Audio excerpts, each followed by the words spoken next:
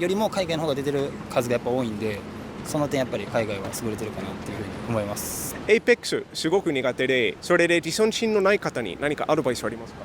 あくまでもゲームやから、どんだけ自分が楽しむかが一番大事だと思うんで、めげずに頑張っていったらいいかなって思います。自由な感じ、多様性な感じがいいと。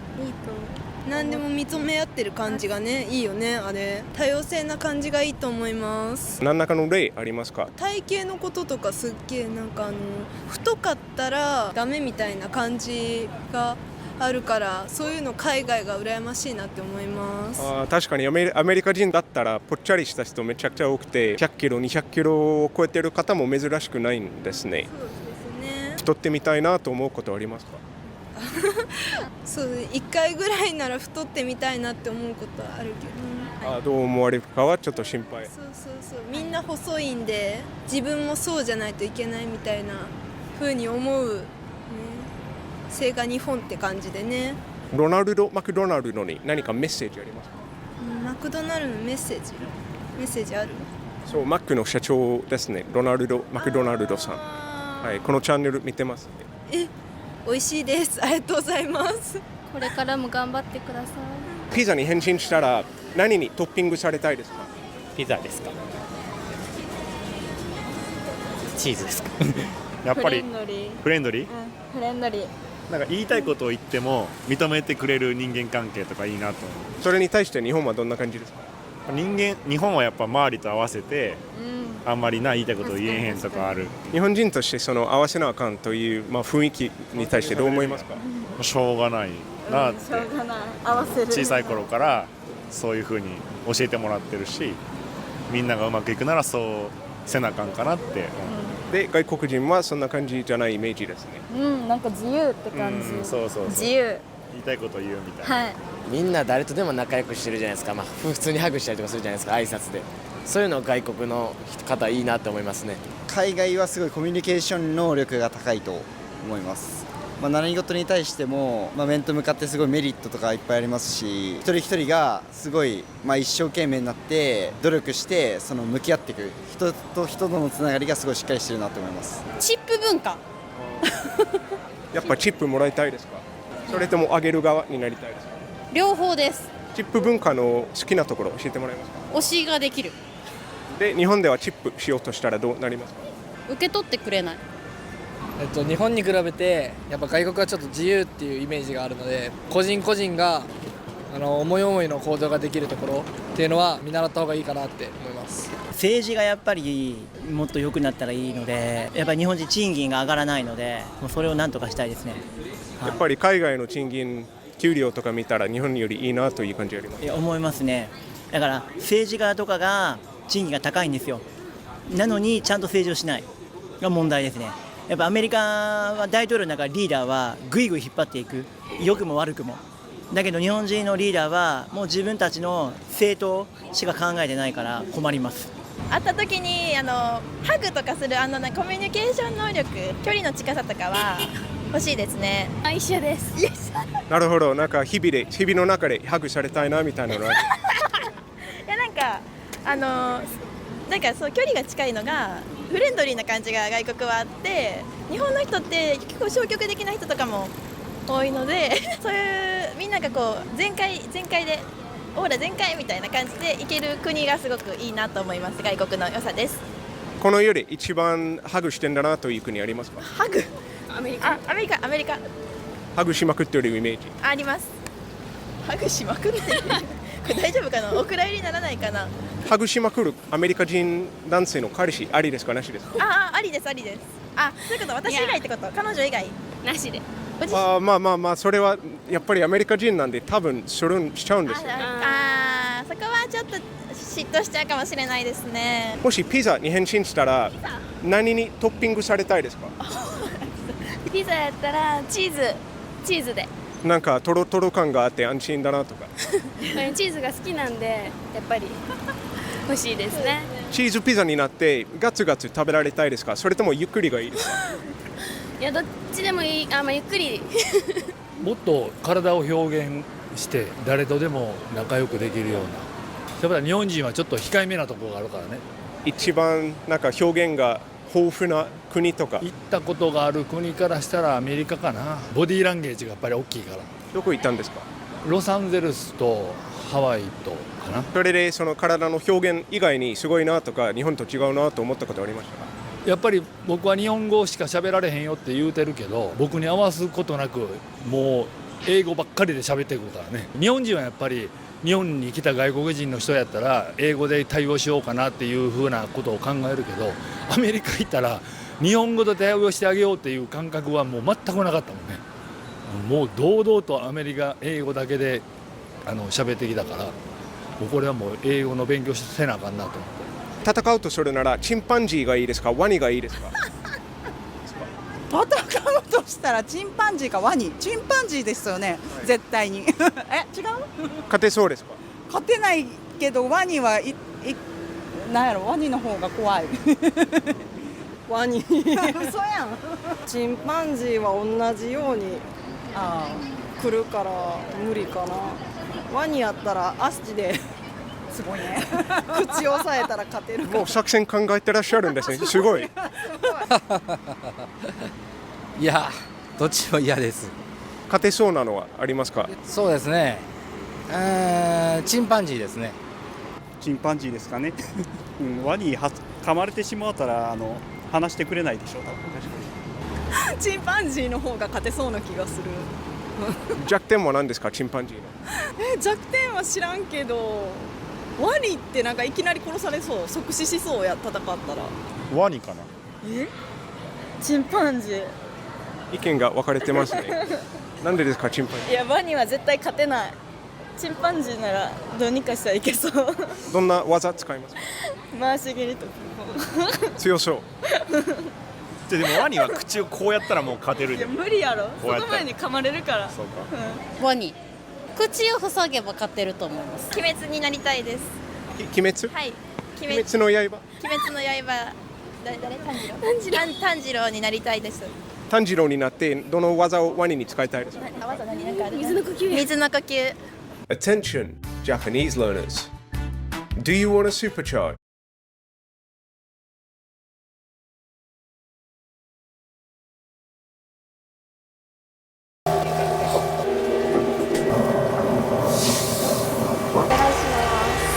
仲いいよね。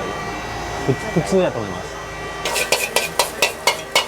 ちゃんとこだわりがあるところ、なんか貫くっていうか、すごいなと思う。なんとか育っていただいたんで、根底にはやっぱりニンニクですか。Australian farmers are a hardy bunch. It's a tough job to make a living off the land.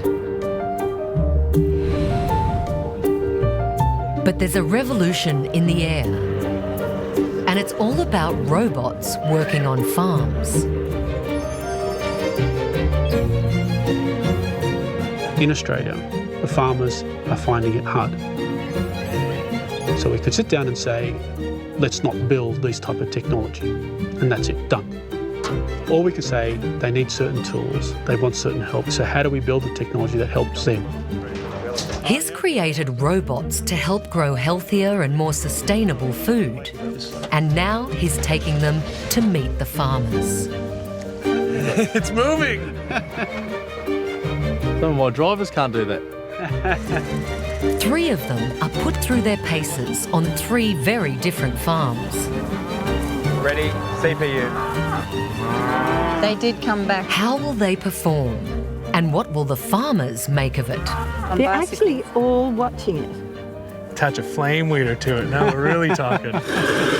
Ooh, that's big. So do our farmers need a robot? Come on! That sounds more like me than myself.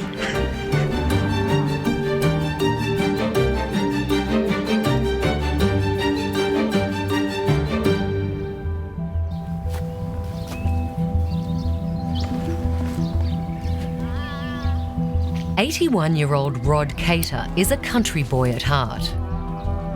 But he's got no time to slow down yet.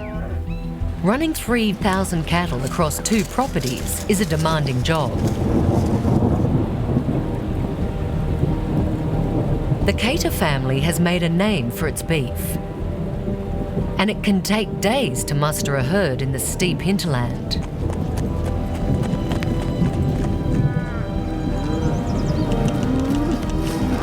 But come rain or shine, they cannot afford to take their eyes off their most valuable asset, their breeding cows and calves.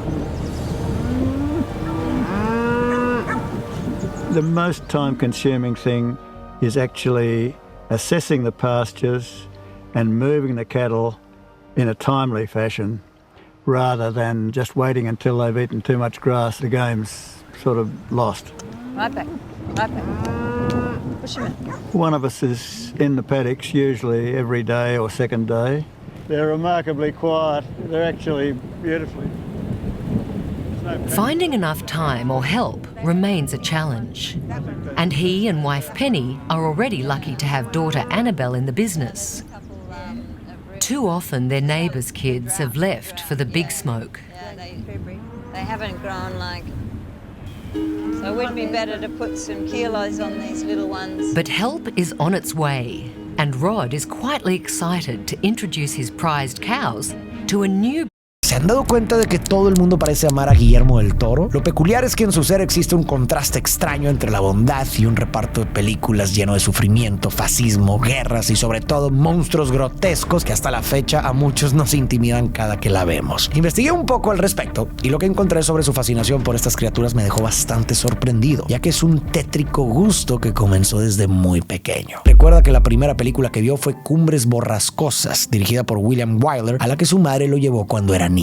Es un romance gótico con pasiones autodestructivas, corazones rotos, intriga, venganza y fantasmas. Si ya conoces el catálogo de Guillermo, quizá esta descripción te suene muy familiar, pero no nos adelantemos tanto. Otra de las películas que más lo marcan en esa etapa es la versión de Pinocho de Walt Disney. En sus propias palabras, cuenta que la forma en la que se retrata una infancia horrible lo dejó cautivado, pues sintió que Disney representó muy bien lo aterrador que puede llegar a ser sentirse ser un niño. Una noche, mientras ve un programa de terror con su hermano, un monstruo en la pantalla lo aterra. Su hermano aprovecha para asustarlo y Guillermo se orina del pánico, quedando marcado. Desde entonces sufre pesadillas lúcidas en las que los monstruos lo acechan y lo obligan a mojar la cama, lo que enfurece a sus padres. Pero una noche decide enfrentarlos, les habla y les promete amistad eterna a cambio de que lo dejen dormir tranquilo y levantarse al baño. Más o menos por esta etapa, Guillermo ya comenzaba a tener una especie de atracción hacia los monstruos, pero esta aumenta gracias a que comienza a ver películas como Drácula, El hombre del pantano y Frankenstein. También se enamora de los monstruos gigantes como Godzilla, de los animes japoneses como Astro Boy y la princesa caballero, de las fantasías de cuentos de hadas y de las revistas de efectos especiales. Desarrolla una profunda empatía por estas criaturas, en especial por el monstruo de Frankenstein en la película de James Whale de 1931, debido a que hay un par de escenas que lo marcan para siempre y lo conmueven hasta las lágrimas. La primera es la presentación del monstruo de Frankenstein. En la escena, el doctor Victor Frankenstein conversa con un colega sobre el éxito de su experimento. De repente, ambos escuchan a lo lejos los pasos torpes de la criatura acercándose. El monstruo cruza el umbral de la puerta caminando de espaldas porque ni siquiera el acto de andar le resulta natural todavía. Cuando finalmente se gira hacia la cámara, esta se acerca hasta llenar casi toda la pantalla con su rostro imponente y rígido. Pero en ese instante, Guillermo no ve un monstruo, ve algo más parecido a un santo. La razón está en los ojos. Esa mirada fija hacia arriba le resulta profundamente familiar porque la había visto incontables veces en casa de su abuela católica, en las imágenes de Cristo y de los santos, quienes casi siempre son representados con la mirada dirigida hacia el cielo en busca de Dios. En ese sentido, Guillermo no solo ve un monstruo, ve en Frankenstein a un ser condenado al sufrimiento, un ser más parecido a la forma en la que se representa a Jesucristo en la cruz. La otra escena que lo marca es cuando Frankenstein lanza a una niña al lago sin darse cuenta de que la está ahogando, pues ella no sabe nadar. La criatura hace esto porque es incapaz de distinguir entre el bien y el mal, así que cree que solo está jugando. Esa secuencia es terrorífica, pero nos retrata a un ser confundido, perdido e incomprendido. El impacto fue tan grande para Guillermo que ha dicho que es la escena de terror más poderosa de todos los tiempos. Y desde entonces todo su cine nace con la aspiración de provocar en el público lo mismo que él sintió al verla. En su inocencia de niño, Memo no ve el cine ni la televisión como creaciones humanas, sino como fenómenos naturales tan propios del mundo como los árboles o las nubes. Para él, la magia de las imágenes no necesita explicación hasta que su padre consigue una cámara Super 8 para filmar a la familia. En ese momento, Guillermo descubre que esa magia magia podía fabricarse. Y en ese instante decide que él también quiere ser mago. Su padre, Federico del Toro, comercia autos. No es una persona que entienda del todo las obsesiones y sueños de su hijo, y de hecho considera caprichos inútiles todas esas ideas que tiene de hacer películas. Esto, sumado a muchas otras cosas en su convivencia, genera una relación tensa con su padre que nunca termina por sentirse del todo cómoda. Para Guillermo llega un punto donde ver películas ya no es suficiente. Ahora necesita crear sus propias historias. Sus primeras experiencias como cineasta amateur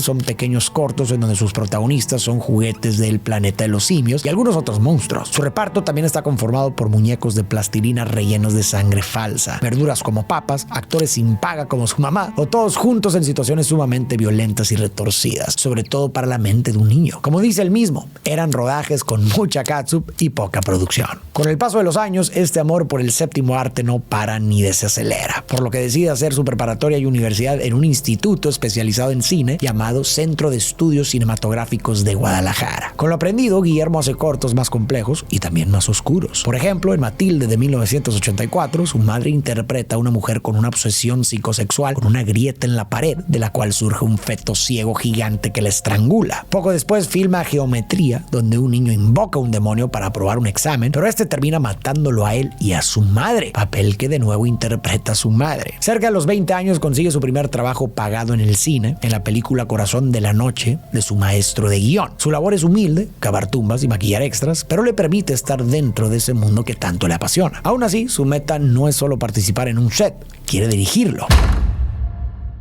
Antes de continuar con el video, quería hacer un pequeño recordatorio de que esto que estás a punto de ver y todo el contenido que subo puedes encontrarlo en formato único. Años donde levantar un proyecto así es casi imposible. El público no se interesa en el género y el financiamiento es inexistente. Así que mientras lucha por materializar su visión, Del Toro trabaja en lo que puede para reunir dinero. Desde efectos especiales y asistencia y dirección hasta el dibujo de storyboards. Otro gran obstáculo para Guillermo es que en México no existe ninguna compañía capaz de hacer el maquillaje que necesita para su película. Por eso funda Necropia. Digamos que como empresa no es tan rentable. A veces hace algunos comerciales y trabajos para subsistir, pero lo importante es que funciona como su taller personal, donde pasa más o menos 10 años perfeccionando técnicas de efectos especiales entre rechazos constantes y noches de obsesión. Cuando entra de lleno a la industria, Del Toro se da cuenta de que el cine mexicano atraviesa una crisis de escala. Con poco financiamiento, las producciones suelen ser casi amateurs y con escasa distribución internacional. Al notar esto, Guillermo y algunos compañeros deciden hacer algo al respecto y enfocan sus esfuerzos académicos en cambiar esa realidad. De ahí nace el Festival Internacional de Cine en Guadalajara, que celebra su primera edición el 10 de marzo de 1986 y sigue vivo hasta hoy. Además de ser un gran avance para el cine mexicano, este proyecto comienza a darle a Guillermo un nombre dentro de la escena local de Guadalajara. Finalmente, trabajando como maquillista en la película Cabeza de Vaca, conoce a una productora interesada en Cronos. Ese encuentro, sin embargo, es solo el comienzo de una larga batalla. Guillermo quiere que Cronos sea impecable en todos los aspectos, incluido el técnico. Por eso el proyecto se perfila como una de las películas más caras en la historia del cine mexicano, un sueño que exigirá sacrificios inmensos. Como los productores estadounidenses que habían prometido financiamiento se echan para atrás en el último momento, Del Toro se ve obligado a hipotecar su casa, vender su auto y pedir préstamos al banco como si estuviera a punto de cambiarse el nombre y huir del país.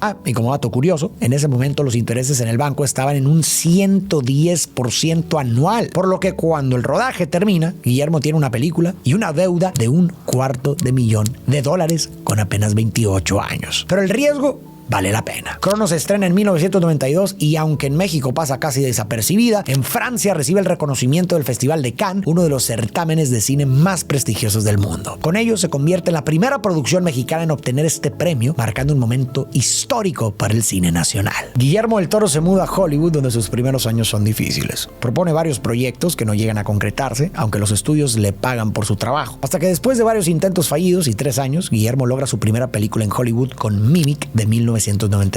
Una historia sobre insectos gigantes que infestan Nueva York tras un experimento fallido para erradicar una plaga de cucarachas. El proyecto nace de su fascinación por los insectos, a los que describe como lo más cercano a las bestias míticas del mundo, perfectos, despiadados y hermosos. La película tiene un tono claustrofóbico y explora el miedo, la culpa y la oscuridad humana, recordando lo frágil que sería la sociedad sin las comodidades modernas. Además, durante el rodaje conoce a Doug Jones, quien se convertirá en uno de sus principales actores colaboradores. El problema con esta primera experiencia en Hollywood es que los productores se entrometen tanto en el proceso creativo que Guillermo recuerda el rodaje como el peor momento de su vida profesional. Aún así, Mimic logra un éxito aceptable en taquilla y crítica, lo suficiente para saldar las deudas que le dejó Cronos. Poco después del estreno de Mimic, Guillermo enfrenta uno de los episodios más traumáticos de su vida, el secuestro de su padre en Guadalajara. Los captores exigen una gran suma de dinero ya que piensan que nada en millones después de su debut en Hollywood. Pero afortunadamente James Cameron, quien se había hecho su amigo, le presta a Guillermo el monto necesario para pagar el rescate. El episodio, que él describe con una mezcla entre horror y absurdo, marca un punto de quiebra en su vida, llevándolo a exiliarse junto a su familia fuera de México. En sus primeros años de autoexilio, Guillermo pasa casi 3 años acumulando fracasos y sintiéndose estancado. Entonces aparece Pedro Almodóvar, quien le ofrece apoyo para producir su segundo proyecto de tesis, El Espinazo del Diablo. Una película de fantasmas, pero ambientada durante 1930 con la Guerra Civil Española de escenario. Cuando esta película se estrena en el 2001, termina siendo un éxito crítico, incluso mayor que Cronos. Del Toro considera esta cinta como su primera película en un sentido espiritual, porque nunca antes había tenido tanta libertad creativa. Gracias al reconocimiento que recibe por El Espinazo del Diablo, es invitado a dirigir Blade 2, una película en la que Del Toro se enfoca en crear un villano con el que la audiencia pueda simpatizar. Lo increíble es que lo logra incluso siendo un personaje con una estética macabra. Para poder hacer un buen trabajo, Del Toro cuenta que vio la entrega anterior y anotó cada detalle para poder generar la sensación de continuidad y evolución lógica. Blade 2 se estrena en 2002 y resulta un éxito. Con eso, Guillermo demuestra que puede dirigir escenas de acción emocionantes con la misma habilidad con la que crea atmósferas de terror o momentos cargados de emoción. Esta hazaña de la taquilla le abre las puertas para dirigir la franquicia de Hellboy, basada en el cómic de culto de Mike Mignola, la cual entrega a los estudios como otro gran éxito comercial en 2004. Aquí Del Toro materializa un mundo en el que demonios, monstruos e inadaptados salvan a la humanidad del apocalipsis, y todo sin el reconocimiento ni el agradecimiento que merecen. Como en todas sus películas, esta historia tiene algunos tintes autobiográficos, específicamente en el tema de la relación tensa e imperfecta que Hellboy lleva con su figura paterna, así como Guillermo la tuvo con su propio padre. Después de Hellboy 2004, Peter Jackson, el director de la trilogía del Señor de los Anillos, contacta a Guillermo para dirigir una franquicia del Hobbit, pero por múltiples razones, Guillermo decide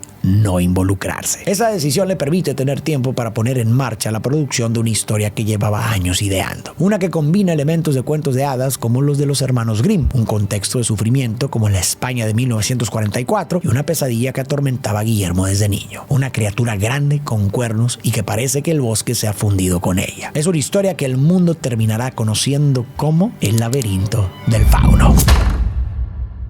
La historia sigue a Ofelia, una niña soñadora que se enfrenta a su nueva y dura realidad, donde debe mudarse con su padrastro, el Capitán Vidal, un militar fascista, cruel y despiadado que representa la obediencia ciega a la ley por encima de la compasión. Por cierto, ya tengo un relato y reflexión sobre esta película en mi canal de películas, así que les recomiendo que se den una vuelta. Ofelia navega esta etapa de su vida entre el brutal mundo real y un reino misterioso que parece surgir entre lo real y lo imaginario, un lugar donde podría ser la princesa perdida de un antiguo reino. En ese mundo conoce a un fauno extraño y decrépito que le revela que para regresar a su trono deberá cumplir 3 pruebas y seguir instrucciones estrictas, enfrentándose a criaturas y situaciones que ponen a prueba su valentía y obediencia. Una obediencia que, a diferencia de su padrastro, en ocasiones quiebra, pero es justo eso lo que la termina ayudando. Del Toro también define la película como un cuento de hadas uterino, pues muchas de las acciones de Ofelia y la simbología de la cinta están pensadas como un intento freudiano de regresar al vientre materno, el único lugar donde podría sentirse protegida de un mundo cruel y hostil. Además, la cinta introduce a 2 de las criaturas más icónicas del universo de Del Toro, el Fauno y el Hombre Pálido, ambos interpretados por Doug Jones, cuya actuación dota a estos personajes de una presencia inquietante. Como dato curioso, a Guillermo se le intentó convencer para que hiciera la película en inglés, pero este se negó. Sostiene que es bueno tener raíces, pero muy malo tener fronteras, y que nos debemos la oportunidad de poder fabular historias de cualquier tipo contadas en cualquier lugar. Después de varios meses de rodaje y postproducción, El Laberinto del Fauno se estrena a finales del 2006 y se convierte en un rotundo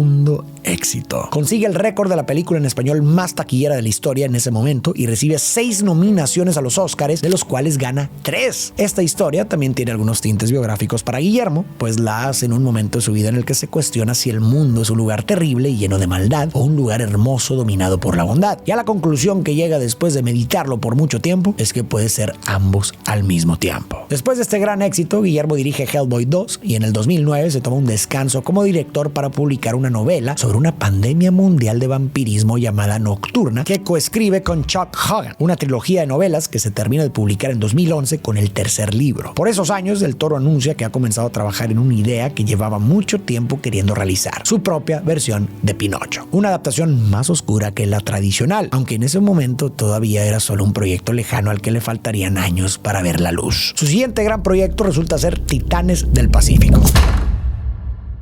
La historia original fue escrita por Travis Beacham y financiada por Legendary Pictures. Del Toro no fue el creador de la idea, pero acepta dirigirla porque conecta profundamente con ella. Como te mencioné antes, desde niño había sentido fascinación tanto por los kaijus japoneses o los monstruos colosales, como por ejemplo Godzilla y los mechas del anime, esos robots gigantes que pilotean humanos. Y en Titanes del Pacífico, Guillermo encuentra el espacio perfecto para rendir homenaje a esas pasiones. La película narra cómo en un futuro cercano, monstruos colosales emergen del fondo del océano para arrasar a la humanidad. Como defensa, los gobiernos del mundo crean enormes robots llamados Jaegers que requieren ser pilotados por dos personas unidas mental y emocionalmente. Dentro de esa guerra descomunal, Mako Mori y Raleigh Beckett deben aprender a dominar tanto a su Jaeger como a sí mismos. Y ahí está la clave de la historia. Los enemigos más grandes no son solo los monstruos que vienen del mar, sino los miedos y traumas que los personajes cargan por dentro. Después de 131 días de rodaje y una extensa postproducción, Titanes del Pacífico se estrena en 2013 y se convierte en un éxito. La película recibe buena acogida tanto del público general como de los fanáticos del género, logrando el mejor estreno en taquilla de la carrera de Guillermo hasta ese momento. Entre quienes quedan impresionados está Hideo Kojima, creador de la famosa saga de videojuegos Metal Gear. Al ver la película, decide que Del Toro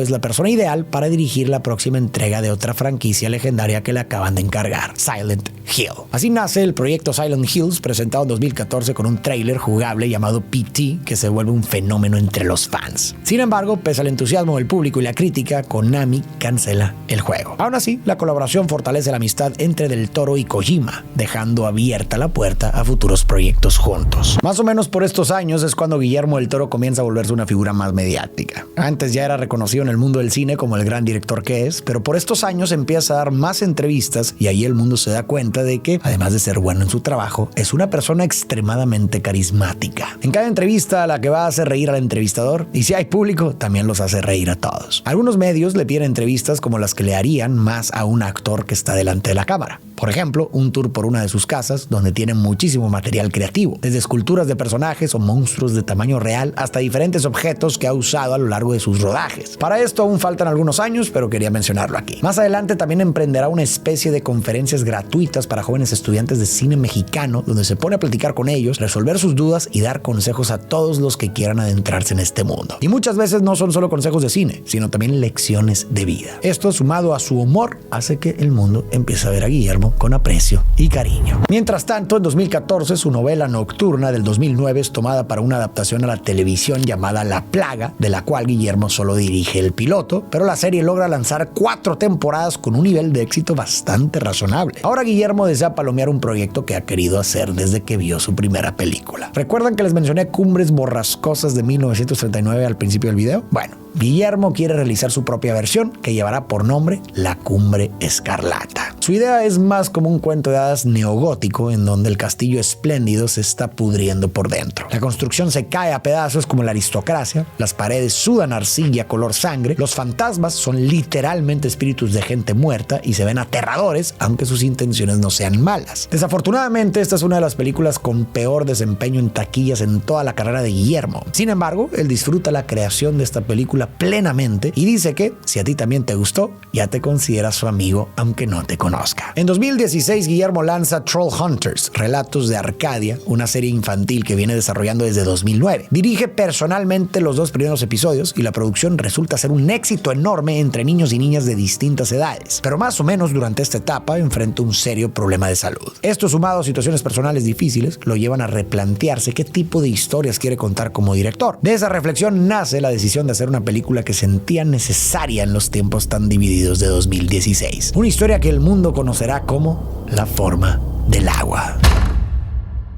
La semilla de la historia estaba en él desde niño, cuando vio El monstruo de la Laguna Negra de 1954. Recuerda que le decepcionó que la criatura no tuviera un romance con la protagonista, interpretada por Julie Adams. Sin embargo, ahora tiene 52 años y se ha convertido en uno de los cineastas más reconocidos del mundo, así que decide llevar a la pantalla esa historia de amor imposible que siempre imaginó. La película se sitúa en Baltimore en plena Guerra Fría. Elisa, una conserje muda que trabaja en un laboratorio secreto del gobierno, descubre y se enamora de una criatura anfibia interpretada por Doug Jones, que es un hombre del pantano que era venerado por su gente como un dios. El gran obstáculo de este amor no es solo que uno sea humano y el otro no, es que la criatura está prisionera bajo la custodia del coronel Strickland, quien es un hombre dominado por el odio y que no puede ver humanidad y valor en lo distinto. En el fondo, La forma del agua es una historia sobre la aceptación de la diferencia y de la imperfección. Guillermo ha dicho que todo su cine es, de alguna manera, un alegato a favor de lo imperfecto. Para él, en el amor no hay lugar para la perfección, y piensa que la idea del amor romántico le ha hecho mucho daño a las personas,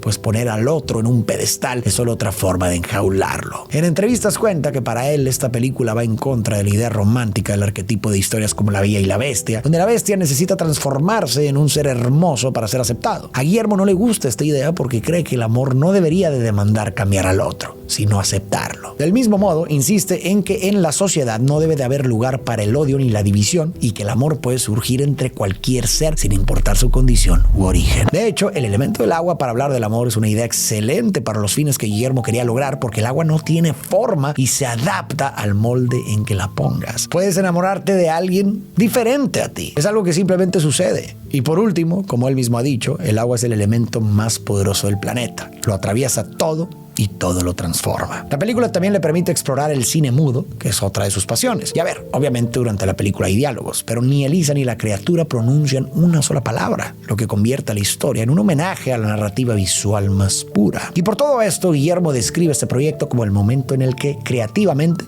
por fin exhala. Aquí me quiero detener porque para este punto de la historia ya vimos casi todo el repertorio de monstruos que Guillermo tiene en su filmografía. Un elemento que parece constante en todas sus historias y, como ya sabemos, una fascinación que ha tenido a lo largo de su vida. Ya vimos que esto comenzó desde muy pequeño. Creció en un entorno profundamente católico, rodeado de imágenes de santos ensangrentados y crucifijos, donde la belleza y el horror convivían en el mismo lugar. En lugar de temerles, aprendió a ver en los monstruos algo sagrado, la representación de lo marginado, de lo que el mundo rechaza. Él mismo ha explicado que para él estas criaturas no tienen un valor fijo. Son símbolos maleables que pueden encarnar la soledad, el sufrimiento, la rabia o incluso la ternura. Y tener un elemento así en el cine es extremadamente útil para hablar de cosas más abstractas. Guillermo las usa como metáforas que se transforman en cada historia. Y eso es lo que lo atrae. En muchas entrevistas también ha contado que se sintió identificado con ellas porque, como vimos con la película de Frankenstein, las entendió como seres heridos y apartados de lo normal y no como figuras aspiracionales. En esas criaturas se vio a sí mismo y encontró una manera de transformar el miedo en empatía y de dar un mensaje. Sus películas están llenas de monstruos, pero casi nunca simbolizan lo que la mayoría entendemos como monstruos, es decir,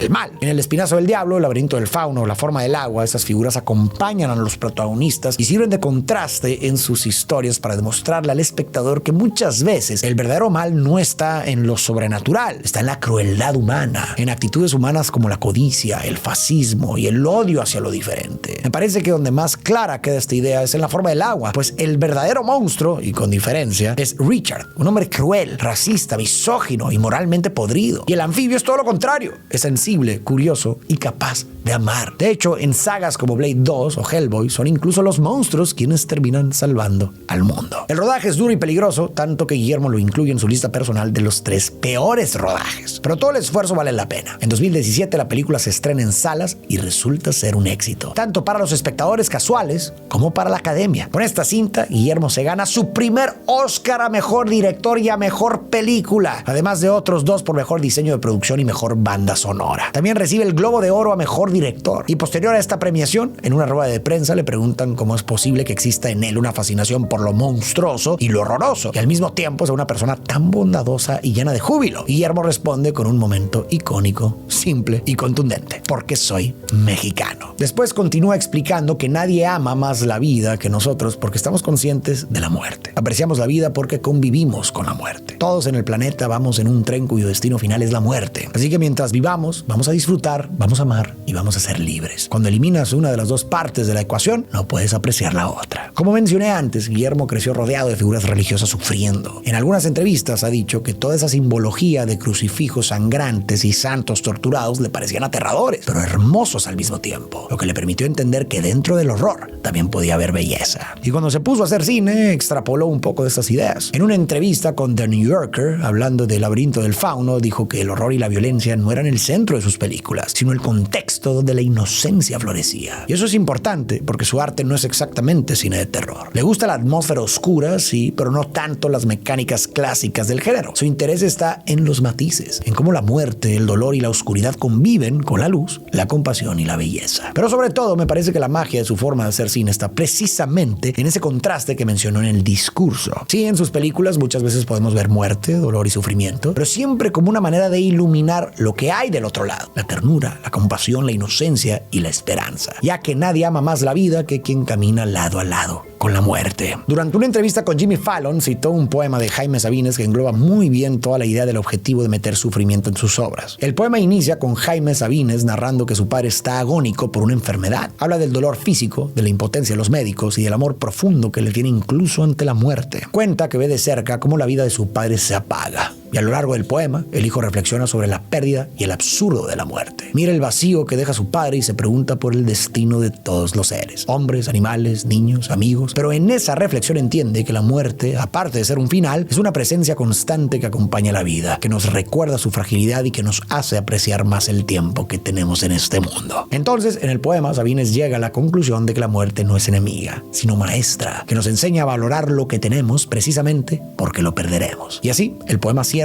con una de las líneas más bellas y contundentes de su obra. Toda mi vida una voz me ha estado llamando, suavemente, tiernamente. Me ha estado diciendo al oído: vive, vive, vive. Esa voz era la muerte.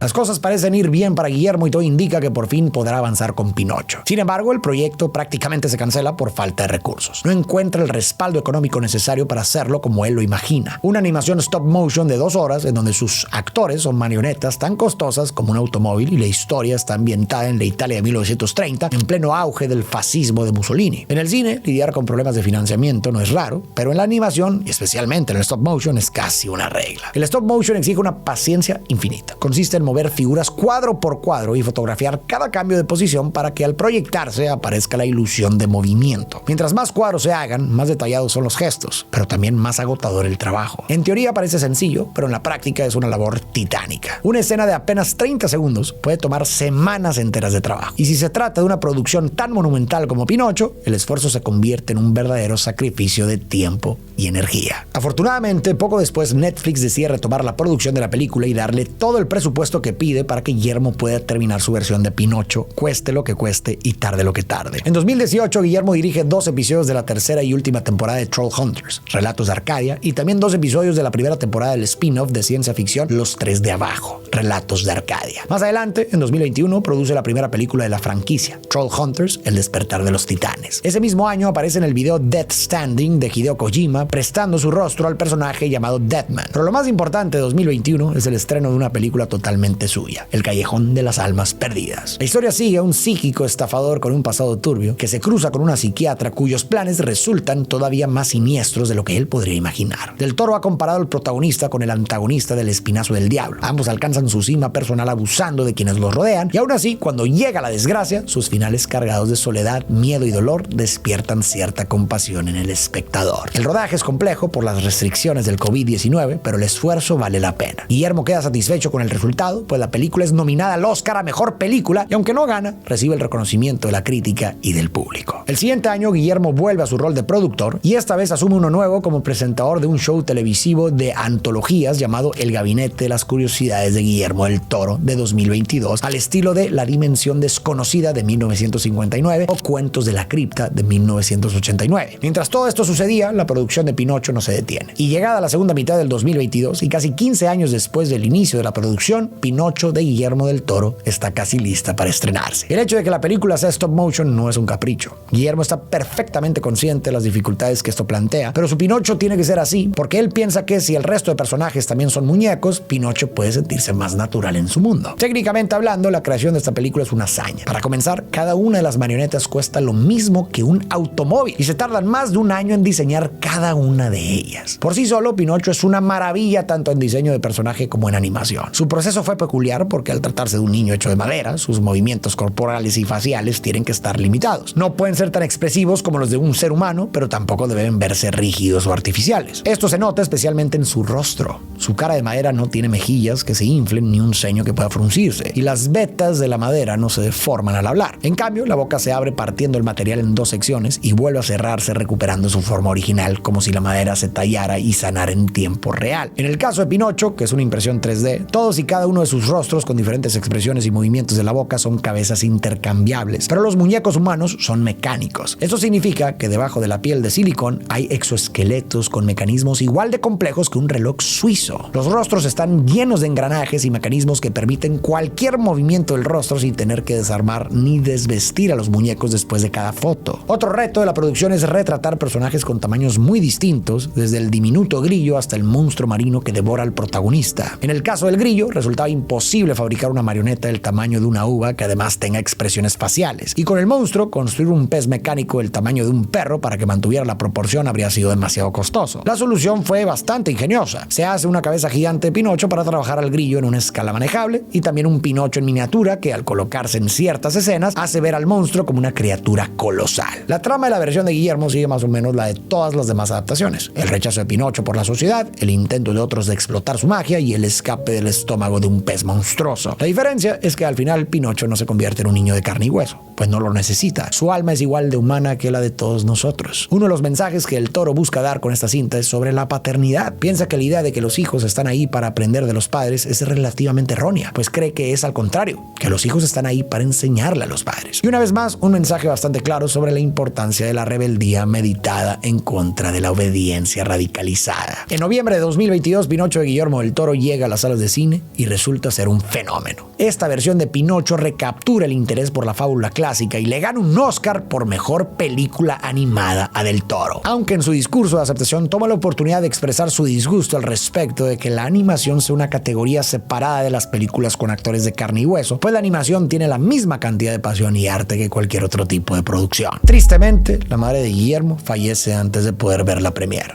Pero para Del Toro, la obra no sería lo que es sin su influencia. Ese mismo mes, la Universidad Nacional Autónoma de México, o UNAM, le otorga a Guillermo del Toro un doctorado honoris causa en reconocimiento a sus contribuciones a la cultura y su apoyo a la juventud. El homenaje surge, en parte, porque años antes había financiado los viajes del equipo mexicano de la Olimpiada de Matemáticas para que pudieran competir en el extranjero, pero también porque con frecuencia aparece en conferencias para universidades y otras instituciones educativas compartiendo su experiencia y alentando a nuevas generaciones de creadores con su ejemplo de vida. Este video se está grabando en octubre del 2025 y la próxima película de Guillermo está a punto de salir, pero aún no hemos tenido oportunidad de verla. Y se trata de Frankenstein, que al igual que con Pinocho, Guillermo ha querido hacer su versión desde que tiene memoria. Y la verdad, después de haber comprendido la importancia que esta historia tiene para él, no puedo esperar para comprar mi boleto. Y ahora, respondiendo a la pregunta con la que abrí el video: ¿por qué parece que todo México ama a Guillermo del Toro? Bueno, a mí me parece que los que principalmente lo admiran son los jóvenes, y como ellos son la mayoría vocal en redes sociales, hacen mucho ruido. Pero creo que es un ruido bastante justificado. Como ya vimos, es una persona que en sus entrevistas siempre tiene una buena cara, sabe hacer reír, es carismático y le dedica tiempo a causas nobles. Como por ejemplo sus masterclasses, conversaciones que siempre procura que sean gratuitas para que las personas que tienen menos ventaja puedan acceder a su conocimiento. Y en esos mismos discursos ha hecho que jóvenes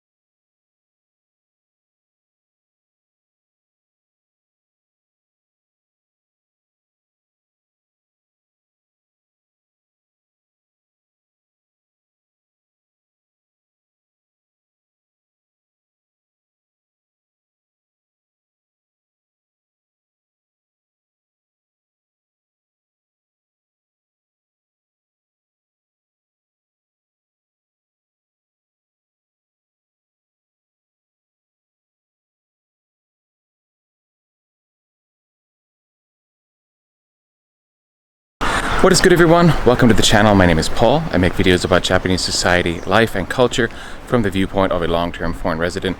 I've been in Japan for 20 years, and today I'm going to be talking to you about things that, despite 20 years here, or because of 20 years here, I'm actually scared of in this country. Things that frighten me about living here. This is not about safety and danger. You always hear that Japan is a very safe country, and generally speaking that's very true, so that is not going to be the topic that I'm addressing. It's other things, and I have 4 primary examples and a few little tangents that I'll probably go on. But essentially these are things that I've come to worry about over my time here. And the first one might surprise a lot of people, but it is Japanese ambulances. Japanese ambulances scare me because they are so slow. I was driving the other evening, I was going the speed limit, there was an ambulance approaching me from behind, and I'm just watching, waiting for the moment that I'm gonna really have to pull over and let the ambulance go by me, but it's basically going the speed limit like I am. So it's not even catching up. It didn't catch up to me until I reached a red light, and then I pulled over to the side and the ambulance went through the red light as it's supposed to do, as it's allowed to do in Japan. But they really drive slowly in Japan. And think about it, in a medical emergency, time is of the essence, right? You don't want to be caught having a heart attack and then it takes 30 minutes to get to the hospital or something like that because the ambulance is so slow. And it's something I've noticed that they're just overly cautious. And I get it, you don't want to cause an accident on the way to the hospital and like cause more injury, possible death, etc. from driving recklessly. But there has to be a better middle ground. I mean, in America, the ambulances go crazy. I mean, they're fast, they're honking, their horn, they have like the super siren on top and a spotlight that can pop on you if it's after dark to get you out of the way. And they're flying down the road in the US. But in Japan, they really do take it slowly and carefully by comparison. And there has to be a happy medium there somewhere, because I worry I'm gonna have a medical emergency sometime and I'm gonna be in the back of that ambulance. When are we gonna get there? Why are we going so slow? Or a loved one, right? I'm riding with a loved one and I'm thinking that. And here's the next part of it. There's actually another level to this fear. In Japan, not every ambulance crew has EMT, or emergency medical technician training. Basically, sometimes they are literally just a driver and the person who kind of like says, "Ganbatte, ganbare, hang in there, we're gonna get to the hospital soon." They are not allowed to give medications like pain meds or something to stabilize you in the case of a seizure or other things. Like EMTs in the US receive this training and medical licensure in order to give certain drugs and give certain treatments in the ambulance on the way to a hospital. And there are crews like that in Japan, don't get me wrong, they exist, but it's not all of them. It's possible you might get an ambulance where they're just driving you and actually a little too slowly to the hospital, and they're not giving you any pain meds, they're not doing anything to stabilize you. The crews are not licensed to do that. It has something to do, I believe, and if anyone out there knows more about this, and you can fill me in, but I believe it has something to do with the medical laws in this country where doctors have to be the ones to prescribe any kind of medicine, and even nurses have to be given permission from a doctor in order to give medicine. They can't just show up in a patient's room and give medicine that a doctor hasn't approved, no matter what is happening to that patient. That's my understanding. I could be wrong about that, but regardless of whether I'm wrong or not, the fact remains that a lot of ambulance crews don't have licensure, don't have permission to use medications.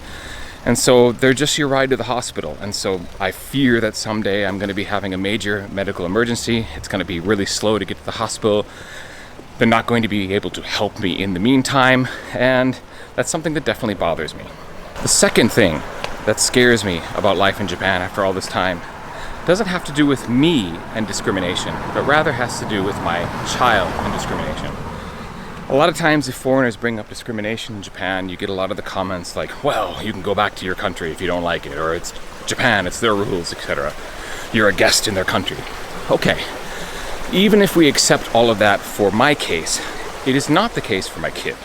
My kid was born here, has Japanese citizenship, has every right under the Constitution as any other Japanese person.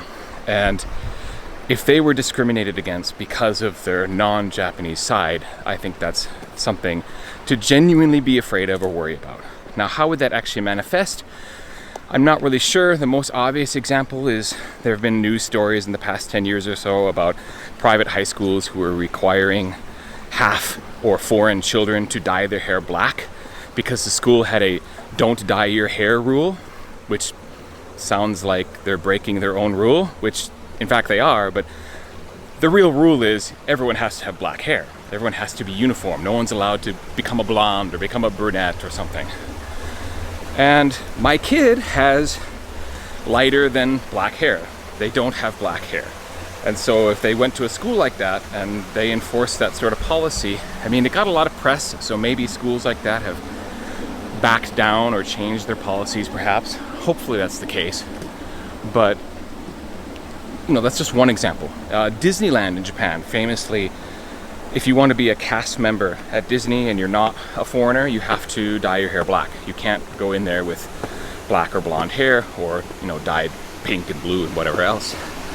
Cast members have to be like pure Japanese black hair. And I know some of you are probably saying, well, wait a second. Isn't Disney that super progressive company that would totally be supportive of people dyeing their hair any which way? Well, in Japan, the Disney theme parks are not owned by Disney. The land is owned by a different company, and I guess it's probably their rules for how cast members, and maybe it's also, you know, for conservative Japanese sensibilities, for their older customer base, or I don't know.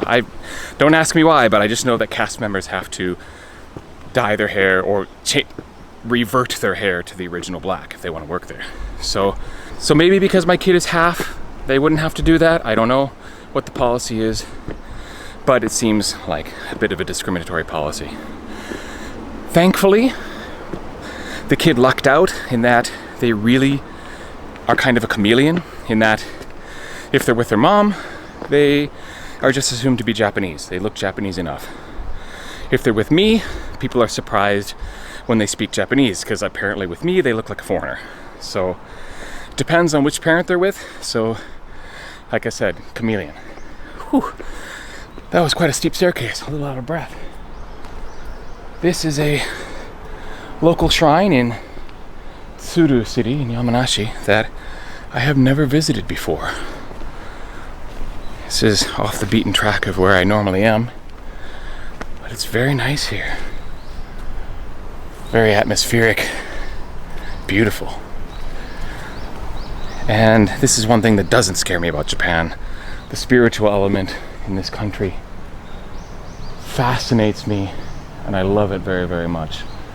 I'm quite enamored with Shinto religion, the artifacts, the art, the buildings, architecture, the worship, the belief in the gods, etc.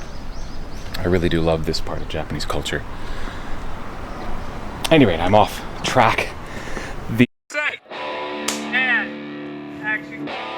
So we're sitting here in Austin, Texas, in one of the many dungeons of Troublemaker Studios, surrounded by original paintings by the master Frank Frazetta.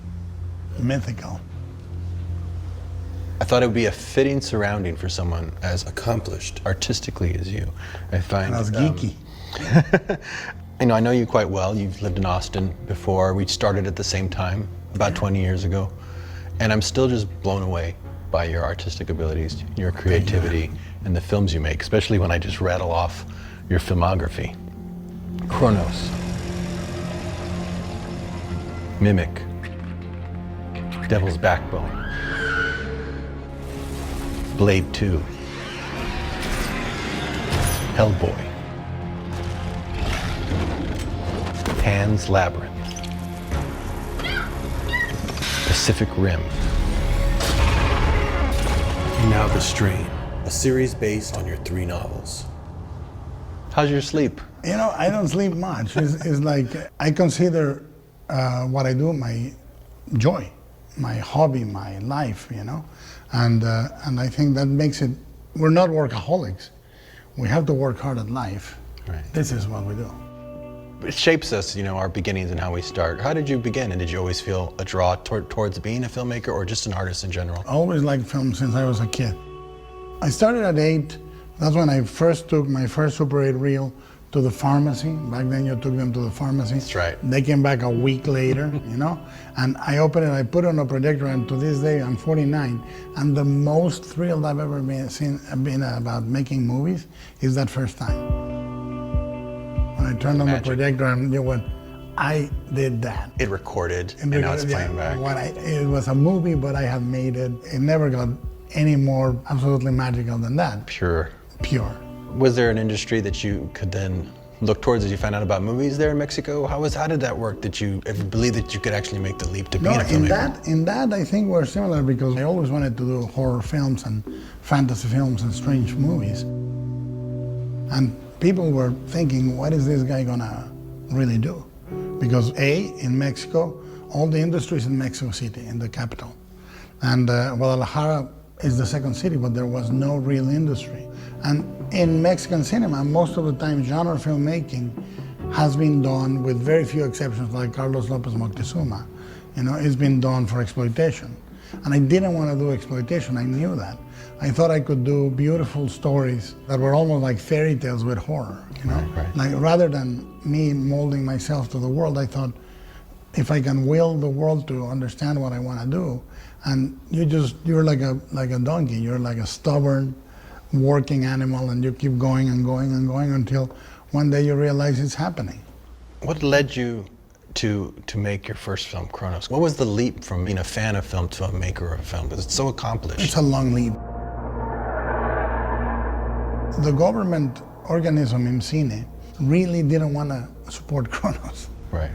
So the government, they would give you $400,000, which was a huge amount of money. I came in, I did the storyboards, I built the machine, I showed them photographs, scouting, conceptual paintings, and they kept sending me back and back and back. Alfonso Cuarón, Emmanuel Lubezki, we were all friends, we were part of the circle.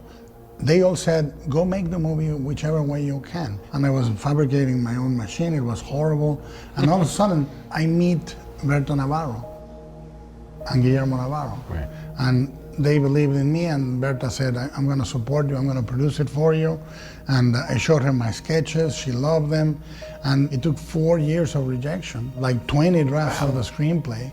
And finally, IMCINE said, okay. So we went and started the movie. I was very ambitious. I want to do the machine really well. I want to do it in gold. I want to do the little insect really well. I want the makeup to be really good. I want to build that billboard gigantically in the middle of the roof. One of my most prized possessions is the Cronos device that you gave me way back when. Way back when. And you said, here, so we can live forever. There it is, my friend. Look at that.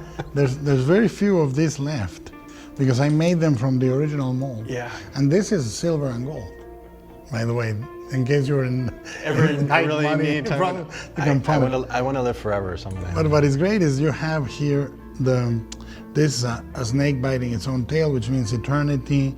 You have the up and down, these are dragons. I mean, there's a lot of, and there's a little inscription there, suo tempore, which means everything at its own time. And it's a beautiful design. But it's also, I mean, it's also very you. I wanted to ask you just about your design sense, and I saw your books. You printed one, and it still doesn't even do the real book justice. I mean, no. Right here, this is great. Look at this. I mean, this book is amazing. They're so intricate in drawings and ideas, and every corner of the page is filled. And you can, no matter, and I draw and I have journals, but they're like the first 3 pages are drawings and the rest is blank, and then it's also just like, yours were filled. I mean, I would be so afraid of just the originals just being lost, but also just how much is in your head. It's like a snapshot of what's in your head. But very little. It's so amazing. It's funny because that book that we publishes about a fifth of the pages I have. Yeah. And what I draw is about a hundredth of what I think, you know? I don't care how accomplished you are as an artist, you can't help but look at that and just feel like Salieri, seeing the pages of Mozart handwritten and go, my God, if this, how accomplished, amazing. It's funny because that book that we publishes about a fifth of the pages I have. Yeah. And what I draw is about a hundredth of what I think, you know? I don't care how accomplished you are as an artist, you can't help but look at that and just feel like Salieri, seeing the pages of Mozart handwritten and go, my God, if this is what's in his head. Having seen the artist that I knew you were, I found it very frustrating that you were being questioned by a studio so much. When you went and did Mimic,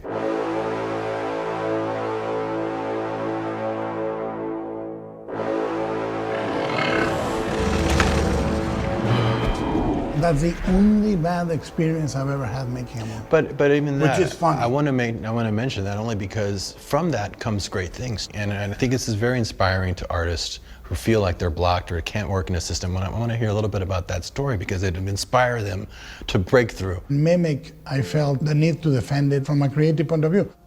I became really feisty and learned to fight for what I believed in. I learned to identify when someone was trying to interfere creatively really early. And it was at the same time my daughter was born. And what I felt is, how can I raise my daughter if I don't have the guts to fight this process and win it? Right. Win it somehow. I knew in the middle of Mimic, I was watching my dailies.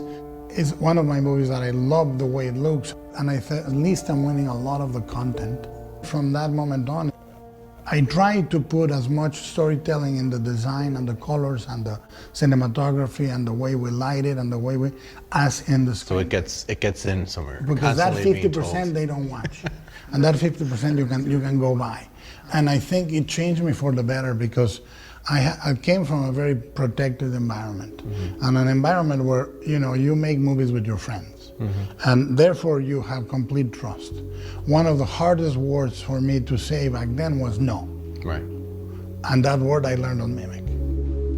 I remember you called me because you were filming that movie, and said, Robert, they want me to finish shooting by Christmas. There's no way it's going to happen. They want me to have a second unit director film. I had fired already 3 guys. Plus they had to not just do second unit shots, they had to actually direct scenes with actors. So you said, could you come direct this stuff with me? I was fascinated by the process because you gave me script pages, you even gave me some boards. Yeah. And it still, it taught me so beautiful much. Boards they were by beautiful Leo boards. Duragnona. But even then, it's so hard to get into someone else's head. And you don't know this, but I went into a room with them, they put me in a room and they were like questioning every part of the script. What about this, what about this? It's the only time that ever happened. Is also the only time my frustration was so big that is the only time in my life when I've used second unit. Yeah. I have never used second unit. There's no need. And I think it's an incredibly wasteful practice in my opinion. What a lot of people don't understand is that you can give the same screenplay, the same boards to 2 directors, 3 directors, and it's completely different scenes. Jim Cameron says very beautifully, he says, second unit is a lose-lose proposition. He says, because if it's bad, it's terrible, and if it's good, it's worse. That's hilarious. I just found it fascinating that I would shoot a sequence that you would give me storyboards to, and that told me to walk to the script. And fortunately, somehow they found the time for you to go reshoot it. You know, they gave you the extra time. And I would watch the comparison, and it's like, you can't get those nuances. You have to believe in the artist. It's different. It's a completely different thing. It's the same boards, same script, but at the same time, in your head. I learned the opposite because when you shot the Josh Brolin storyboards, you were doing things that I wouldn't do, and I liked them. I like he would go for the cord, and the camera would push in, and I liked that, and then you would go pushing Jim up on his feet as he. And I like it. And the ones that didn't rhyme with the style is the ones that you have to reshoot. Yeah.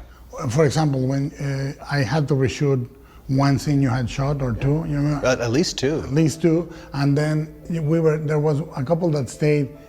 A shot is you, a shot is me, the middle is me, the other one is you, you know. But it's very subjective too. So if they don't trust you, they will question everything. Look, financiers, the studios, the money guys are almost like gazelles in an African jungle. They all move like that, and they hear a little noise and they all run, scared, horror, leaving poop behind, you know. And they are really, really skittish. So they never really want to trust you because money is the only language they understand most of the time. And creativity really sees money as a tool. Yeah. But most of the people involved at the financing level learned the wrong lesson. I remember a joke they used to say about an alcoholic that went to a conference about alcohol, and they showed him a glass of alcohol and they tossed the worm, the flesh of the worm dissolved in the alcohol. And they said, "What did you learn today?" And he said, "That if I drink, I won't have worms." So that is like, right. they always come to the wrong conclusion. Right. And you know, I remember very distinctly, the reason why I was able to finish Mimic was Mira Sorvino. Because Mira went toe-to-toe with the studio and said, I want him to direct it. Right. I want him to stay. And this is curious. I was editing every day on Mimic. Why? Because I was fearing if I get fired, I will walk away with the movie up until the point I had it. Right. And I can show it. I was so innocent. Show it around and say, look, I was doing good. No, this is the real... like a crazy man in the Invasion of the Body Snatchers. It was a good movie. But I was doing that and I was showing it to Mira and the cast. Every day on the set, I would bring the dailies from the day before. And they were seeing I was doing a really good movie. And so when the time came to have a showdown, Mira said, I know he's making a good movie. You don't have to tell me he's making a good movie. And that changed a lot. And to this day, I cut every day, I show it to the actors. A thing that I learned on Mimic. I'm now 6 weeks ahead of schedule on post. Wow. You know, and it's because I cut. Now I cut almost fine during the shoot because I cut on camera, like you do. Right. Yeah. After Mimic, you said it took you a number of years to get a movie going. Was it only because of the business? Did you believe in your instincts then, or were your instincts ever questioned because of what you wanted? Oh, no. Look, I think that it is something that made difficult the dialogue with the industry. And to this day, I mean, I've always had the regret of the movie that didn't get made. Because I can imagine my life having done Kronos, doing Mimic the way I wanted it, my career and my life would have been different. As it is, Mimic almost destroyed me. Right. I went 3 years without being able to lift another movie off the ground. It was until Almodovar came to me and said, I want to produce Devil's Backbone. And Michael De Luca in New Line said to me, I want to give you Blade 2. Those were the two things that changed my life, but I could as easily not have recuperated. I knew that my soul was dangling from a thread. I don't understand Blade. I would spend the whole movie on the side of the bad guy. Here we go. Percent. Here we go. Percent. And action. Devil's Backbone. How did that come about? I always say jokingly, my first movie was Devil's Backbone. But I really mean it. It was the first time I could be me, and I had enough money to support my vision. So how did that come about? You couldn't get a movie launched in the States after Mimic, and then it was back to basics. You went back and did it in Spanish. ¿Habéis oído? Un suspiro. Yo no oí nada. What happened is, Pedro Almodovar was in Miami, and he said to me right away, and I still do the same as a producer. I approach the director and I say, I want to produce you a movie, period. Because that's what Pedro did in Miami. He said, I want to produce you a movie, and I went, God. It empowered you. It empowered you. Instantly. And then he came to Guadalajara to eat at my house while my father was kidnapped. Between Mimic and the kidnapping, which was a tough year. Yeah. And I pitched him the idea. It's a ghost story with a bomb and the Civil War, and he was eating his food at my house, and he says, it sounds really strange. He says, it sounds like actually like two movies. Are you sure you're gonna be able to combine it? I said, look, some people will never believe that they are compatible, but I have faith I can make them. And then I made a really good decision. Pedro Almodovar wanted to mount the movie and have it shot. I think it was around May or something like that of that year. And New Line wanted Blade to go right away. And they said, can you postpone Devil's Backbone? And we'll give them money. And I felt in my gut, I shouldn't do that. I should first get my bearings as an artist and protect what is completely mine And I said, look, if you really want me to do Blade 2, you'll wait for me.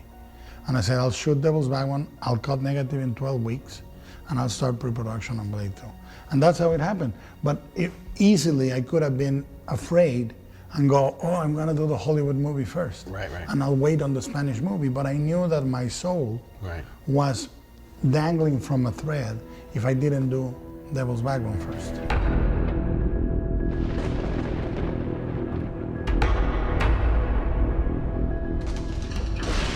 It was like the anti-Mimic.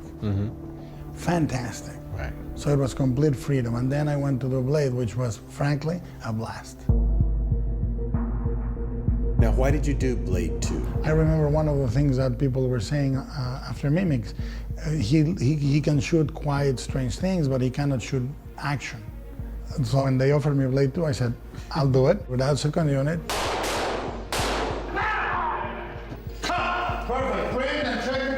I think that part of me kept proving action until Pacific Rim. Right. You know, my agent called me and said, they're offering you Blade 2.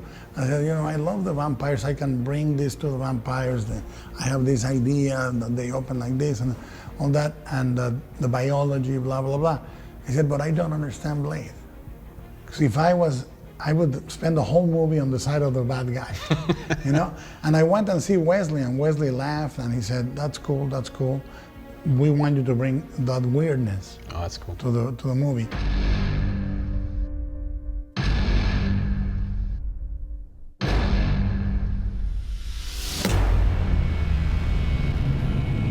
If I did my job right, you feel that the bad guy is a tragic character. You feel for him.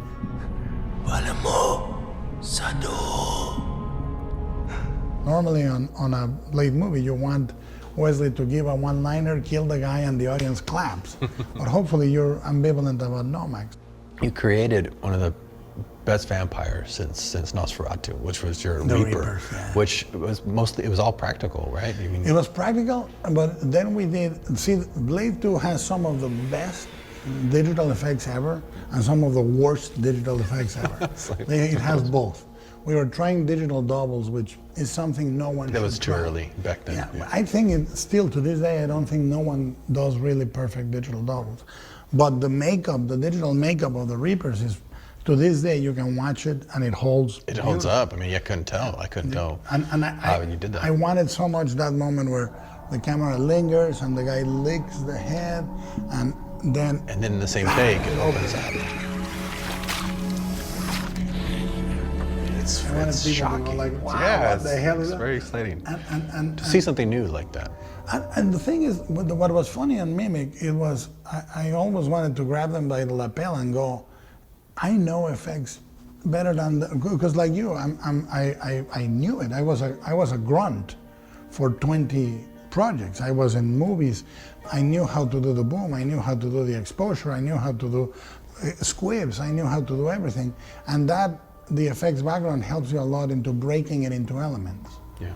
I'm gonna do this, and then I'm gonna change to a puppet. You know where you're gonna, animation. You're more empowered as an artist. You know where things go. You can direct actors, but you can also break down a makeup effect, and that makes you technically have an edge. Yeah, I mean, some of my favorite filmmakers are the ones who mix technology with creativity. Jim Cameron, George Lucas, John Lasseter, very creative, but also very technical. I put you in that category. Your technique is impeccable.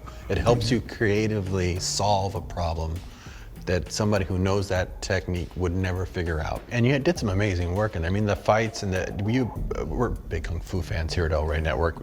Where do you get your sense of all your fights, even from Pacific Rim to Blade, are very tightly choreographed, very intricate. Is that something that you look at passionately? Well, of course, I'm the same Kung Fu fan than you. Mm-hmm. I mean, I grew up wanting a six-pack like Bruce Lee, but I never got it. I got the other approach. But I would come up with crazy ideas. Action! Mostly from Kung Fu comedy. Right. The first Blade, that was one of the things I loved, that it brought a mixture of tough street fighting with Kung Fu, with martial arts. Wesley is a really good fighter. But then I would look at them in a master shot, you know? They show you the fight, and then you have to imagine how to make them more kinetic. And that was the other thing that was great. The final shot on Mimic, the explosions, we shot in one night or 2 nights with 11 cameras. So I learned to choreograph 2-3 cameras on Mimic on the beginning. And there is a scene on Blade 2, the scene where they are shooting at the walls in the nightclub and shooting everyone. And I did that one single set of 13 cameras. And I knew when they were gonna cross each other and I was gonna cut here to the other camera. It was a huge process, but mostly it was just joyful then. Why Ron Perlman? Ron is basically what I wanna be when I grow up. Most everybody gave up on the movie, and I never gave up. Here we go. Percent.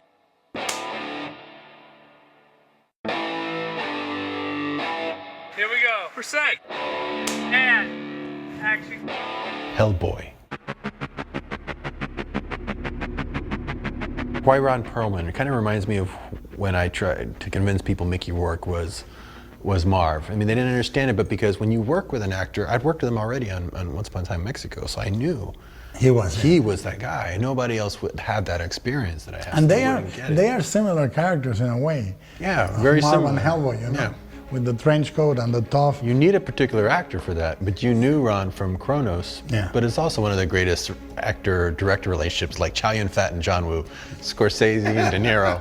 He's like your Danny Trejo. What is it about? What is it about the importance of those kind of relationships? I never really thought of it myself. I was wondering what your perspective is. When an actor and a director kind of do a series of films together, as great as Ron is, he's always even better in your movies, just like De Niro's always better in Scorsese movies. Well, what is it about that relationship? Why do you go back to him? Well, you have actors, or like, it's important that you feel is the right project with your collaborator, be it an actor or a cinematographer. You shouldn't do everything with the same guy all the time. Like, for me to try to force Ron into Pan's Labyrinth would be wrong. Right. But I naturally gravitate to Ron because Ron is basically what I want to be when I grow up. You know, like if I could grow up to be Ron Perlman, I would love that. So funny. It's like what they say about Hitchcock. Cary Grant is what Hitchcock wanted to be. Right. Absolutely true. I think that with Ron, I admired him enormously before Kronos. I was a huge fan of Name of the Rose, Quest for Fire, Beauty and the Beast. And so I wrote for him, and I wrote Hellboy for him. Before writing Hellboy, I took him to the comic book store and I said, I'm gonna write this for you. And you have no idea how many times I got really big producers and really big studios say to me, we'll give you the money. Get somebody without Ron Perlman. Yeah, get somebody else. And I would say, what I learned on Mimic. I would say no. Yeah. I would say it's not my movie. And Ron was very moved. He said that very big loyalty and all that. And I said, look, it's loyalty to the project. Yeah. If you You're the were right not guy right for the project. it, Yeah, I wouldn't. I'm not. This isn't for you. No. You are Hellboy. He is. And it's he like is it's like that. You can't imagine Mickey Rourke not being more. You can't imagine Hellboy with somebody else. Or Danny Trejo.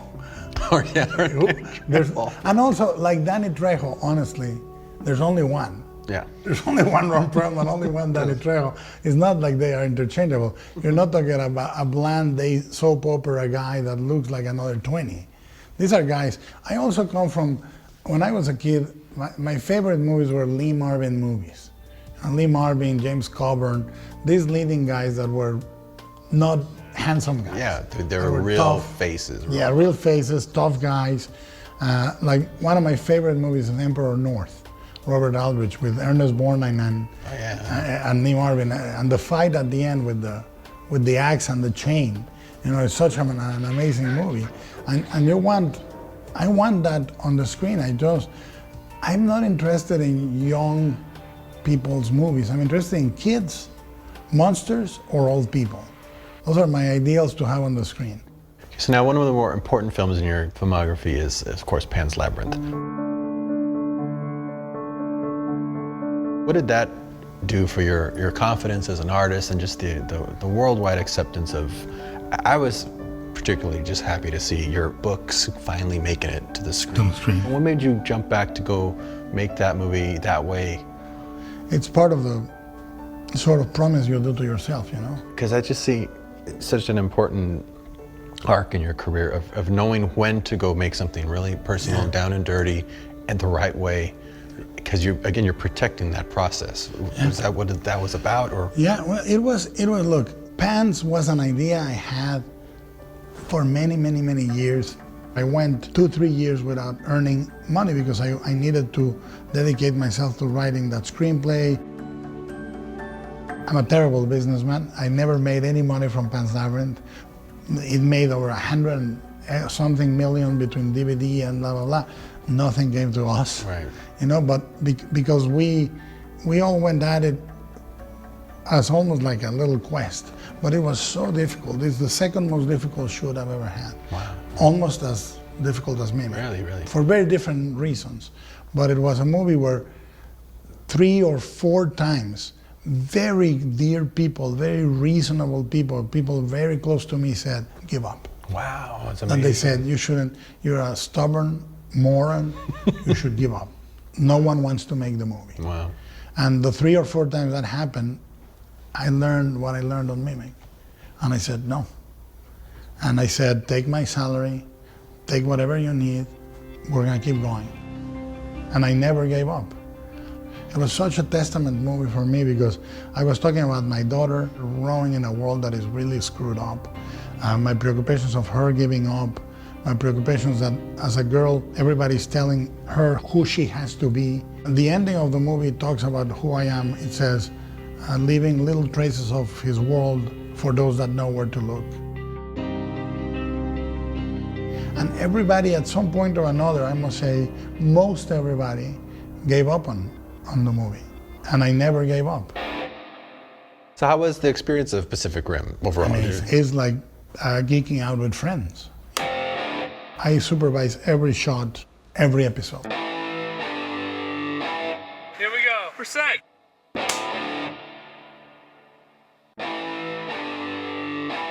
Here we go. For sec. And action. So how was the experience of Pacific Rim overall? Amazing. It was just great.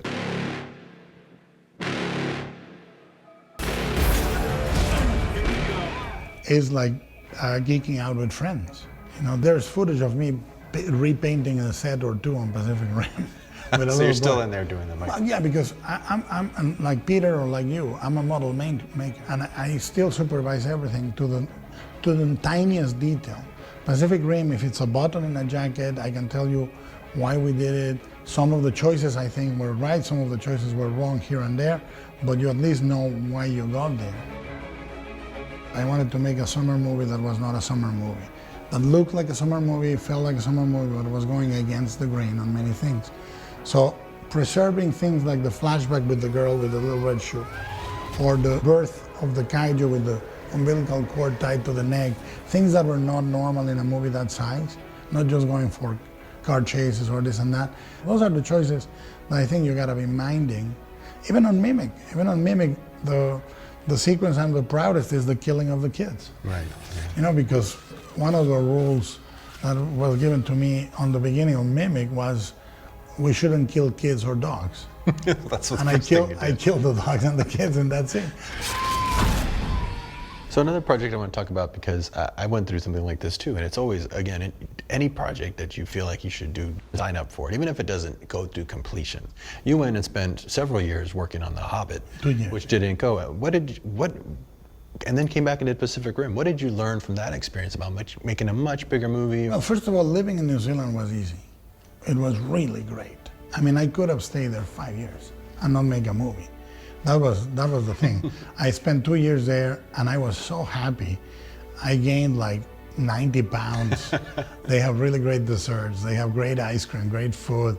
And you're spending your time with filmmakers. You're with Peter, Philippe, and Fran. And so you're having a really good time. I was art directing the biggest movie I've ever done. I color coded it. I worked with Weta very, very deeply. And so it was really a great experience. And without that experience, I couldn't have done Pacific Rim. When I think about the big movies, I can see how somebody can get spoiled by only making big movies. Mm-hmm. I can see how somebody can get afraid of making big movies. So, you know, but if you reflect and you go through both, you grow. There's a lot of lessons you can take from the independent world in your smaller films into the bigger films. because I haven't gotten as far as you've gone, what have you learned from doing these bigger projects that you can take back to your smaller films or to television where you have more limited means? I mean, what do you I'm sure you just learned so much from those. It's absolutely true. Like I couldn't have done the Pan's Labyrinth without doing Hellboy. Right. Because it's not that you're learning, you're trying tools that with resources. You know, meaning I have the money to pay to someone to make a character that is a mixture of CG and practical, like on Blade or on Hellboy. And then I can apply it to Pan's Labyrinth. I can manage VFX at a larger scale more efficiently, and that allows me to do all the VFX on Pan's Labyrinth for $3 million. Right. You know, or now on Crimson Peak we're doing them for about $2 million. Wow. You know, and that's why I also like going from 98 days of shoot on Pacific Rim to 20 days of shoot on the Strain. Right. So now you're moving into television with a series based on your trilogy of novels that you've done in your spare time. Yeah. How's the experience producing and you directed some of them, I'm sure. At least Yeah, I directed the pilot. Okay. But what I do is I have visual effects supervisor approval. Like I supervise every shot from the beginning. I block it. I supervise animation. I supervise integration. I supervise compositing, shading. On every episode. Every episode. Yeah. All the episodes. I color correct all the episodes. Mm-hmm. I did rewrites up to episode 6 or 7. Wow. How many episodes? It's 13. How many days does it take you to get into the swing of the shorter schedule? On the shortest schedule? No, on the shortest schedule, there's no swing. You gotta go in. Yeah, you have to go. You go like, oh my God. I mean, it's truly. Gone with the Wind in the morning, Starsky and Hutch by night. Exactly like they say. But what was great on the Strain is it almost, not even Chronos was that short. Chronos was 40 days. Wow. Well, which is super luxurious. And the Strain was 20 days, and I had a bunch of extras, a plane, an airport logistics, you know, shooting an airplane and an airport, and it's a lot of, for those that do it, you know. It's invigorating. It's really exciting. It's like going back in time. Yeah. It gives you better. Mm-hmm. But I think if you stay just on one scale of movie, you can start acquiring atrophy. Or you cannot shoot if you don't have a driver, and you have to mix down and dirty with big. When we come back, we're going to do the segment called Questions from Other Directors. Oh, dear Lord. So this is a section of the show where I've called other directors to ask you some questions. I owe them money. Here we go. For sec. Here we go. For sec. And action. So this is a section of the show where I've called other directors to ask you some questions. I owe them money. J.J. Abrams asks, do you write while listening to music? And if so, what music do you listen to? Yeah, for example, I write always to music. I remember what I wrote with each movie because I find that I start without music because that's the hardest, like squeezing the words out. And then when I find a block, I put music and I can go another 6 hours. Because I think that I work very constantly. I am writing always, because otherwise it's like going to the gym. You know, I stopped going to the gym a week ago, which is 2 years ago. You know, it's the same thing. But I write mostly to soundtracks. Mm-hmm. Although, for example, Pan's Labyrinth was written with a piece by a composer called Arvo Pärt, a piece called Spiegel on Spiegel, Mirror on Mirror. Mm-hmm. And it's a little piano piece that always makes me cry, and I was always writing with that. Would you have it on repeat, on a loop or something? A loop, yeah. I can go on a repeat for 6 hours before I notice. Right, yeah. But most of the time, soundtracks. I wrote one whole script to only the Laserdisc of Dracula for that reason, because it had an isolated sound effects and music track. and it would flip automatically. played it. And it just looped. And when it So would you get had the Pioneer. So you'd have the Pioneer Pioneer. flip. So when it would get, and it would be sound effects too. So it wasn't just music, but there was no dialogue. And when it would get to the chases, your writing would get, you would almost pace yourself to that. And I played that for days, just that same, and it had so much variation. It really was. When you mentioned that, it really was one of the. It's like lifting best. weights, you know, like you can press X, but if you put a black metal, you can press a little more. Right, exactly. It's the same thing. You can press a little more with soundtracks. Terrific horror director, friend of El Rey, really great guy. Eli Roth says, Guillermo, as master of monsters, how do you bring your monsters to life? Meaning, how do you take what's there in your head and build it live? How much trial and error is there before a monster is fully alive? Designing is like casting. The more you know who you are starting the process with, the closer you get. Like Mike Mignola can design a certain type of monster, but not every monster. Like Mike's monsters are so sympathetic. They're so cute, so adorable. But he can also make a powerful, menacing, sort of a god type of monster. So you need to think of the designers in terms of casting. The same way that you would give Mickey Rourke Marv, but maybe you wouldn't give him the suave CEO or whatever. Right? There are parts they cannot play. So it's like casting. You cast it perfectly. And the one thing that you try to do is avoid cliche. The one thing I never looked at designing monsters is other people's monsters. Yeah. Like when I was designing the robots on Pacific Rim, the last thing I looked at was robots.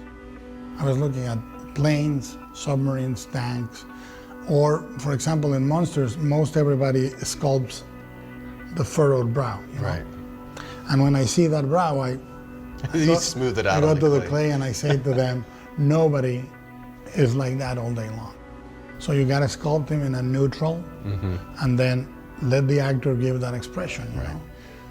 I remember also one Harryhausen rule which says there needs to be a majesty and a beauty to the monster in repose. So those are rules that I live by. And finally, it's as important what you put in as what you leave out. Right. So people that do the monster and give him teeth and spiky hair and 5 eyes and gills and tentacles and everything, it ends up ruining the profile of the monster if you put too much. So you need to be actually very elegant in designing the profiles of the monsters and so forth. John Landis, director of Animal House, Blues Brothers, and An American World. I'm familiar with the man. And he has a terrible nickname for me. Oh yeah, he said, please start the questions from John Landis for Guillermo with Dear Sucker. He said, you can cut it out later, but Guillermo will appreciate it. What aspect of the filmmaking process do you enjoy the most and why? It seems to be different with every director I've talked to. Post-production. Post, really? Wow. Because, but that changes from project to project. Like the best shooting experience I've ever had was Crimson Peak. I love discovering with the actors every day. You know, I was there every morning with my proposal.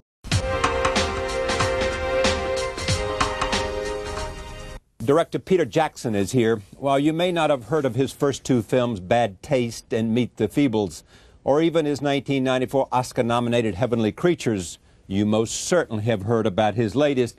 It is The Lord of the Rings, The Fellowship of the Ring. It has grossed over $700 million to date and has been nominated for 13 Academy Awards, including 3 for Jackson, Best Film, Best Director, and Best Adapted Screenplay. The film is based on the first of the 3 mythological novels by J.R.R. Tolkien. It is the story of a hobbit named Frodo and his quest to keep a magical ring out of the hands of evil. This isn't happening. This is a dream. Jump, Edward! There's often a split between what many people would say is the best twist of all time and what is their favorite. If I stay awake any longer, the strain will be too much for my heart, and that'll be the end of me. And that's why we're going to look today at my Now, here are the 2 gurus of warfare. One is Sun Tzu for in Asia, and the other one, Clausewitz, is the big guru. One of the most important figures guru of warfare in the West. So the Japanese don't have just the one book like Sun Tzu's The Art of War or Clausewitz's On War. What they have is Bushido, Code of the Samurai. It's a whole literature, and it was written in the Tokugawa period, which quite ironically was a period known for peace, not warfare. Never mind. And what's interesting about this literature from a Western perspective, it's really not about military strategy. It's about deportment.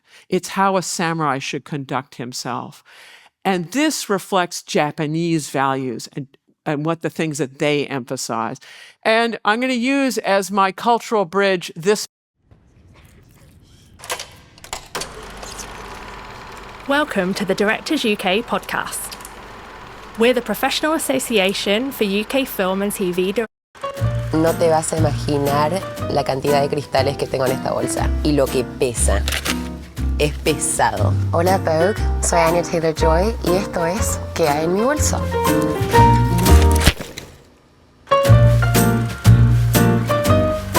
No quiero pensar lo que hay al fondo de mi bolso. Lo limpié para ustedes, pero normalmente I don't go there. Mi bolsa es de Shakespeare & Company en París. Es uno de mis lugares preferidos del mundo, pero del mundo. Ok, empezamos. Libros. Justo ahora estoy leyendo 2, pero siempre tengo por lo menos uno. Este se llama King Stories y este se llama The Dead Avocado. Yo creo que toda la gente tendría que tener un libro en su bolso, porque nunca estás aburrida. Siempre estoy escribiendo, entonces siempre tengo un cuaderno de, no sé, de donde estuve en el mundo, y siempre escribo algo acá atrás. Be content with what you have, rejoice in the way things are, when you realize there is nothing lacking, the whole world belongs to you. Algunas veces lo uso para procesar mis emociones, pero también hago muchas listas. No siempre hago todas las cosas en las listas, pero escribo la lista. El snack que siempre tengo en mi bolso diría algas secas, que suena un poquitito asqueroso, pero te digo que es riquísimo. Y nueces. Ok, tenemos cepillo de pelo, gomita. Tengo mucho pelo, los necesito. Si pudiera cambiar bolsas con alguien, diría Cher o David Bowie. ¿Qué tenemos por acá? Ok. Maquillaje. Estas 2 cosas son las únicas cosas que puedo hacer. Me puedo pintar los labios y me puedo hacer máscara en los ojos. That's it. That's my skill set. Ok, ¿qué tenemos? Fotos. Siempre viajo, bueno, ahora tengo bastantes, pero siempre viajo con estas fotos porque, no sé, me recuerda de los momentos y me siento un poquitito menos sola. Son una combinación de fotos de otra gente y fotos.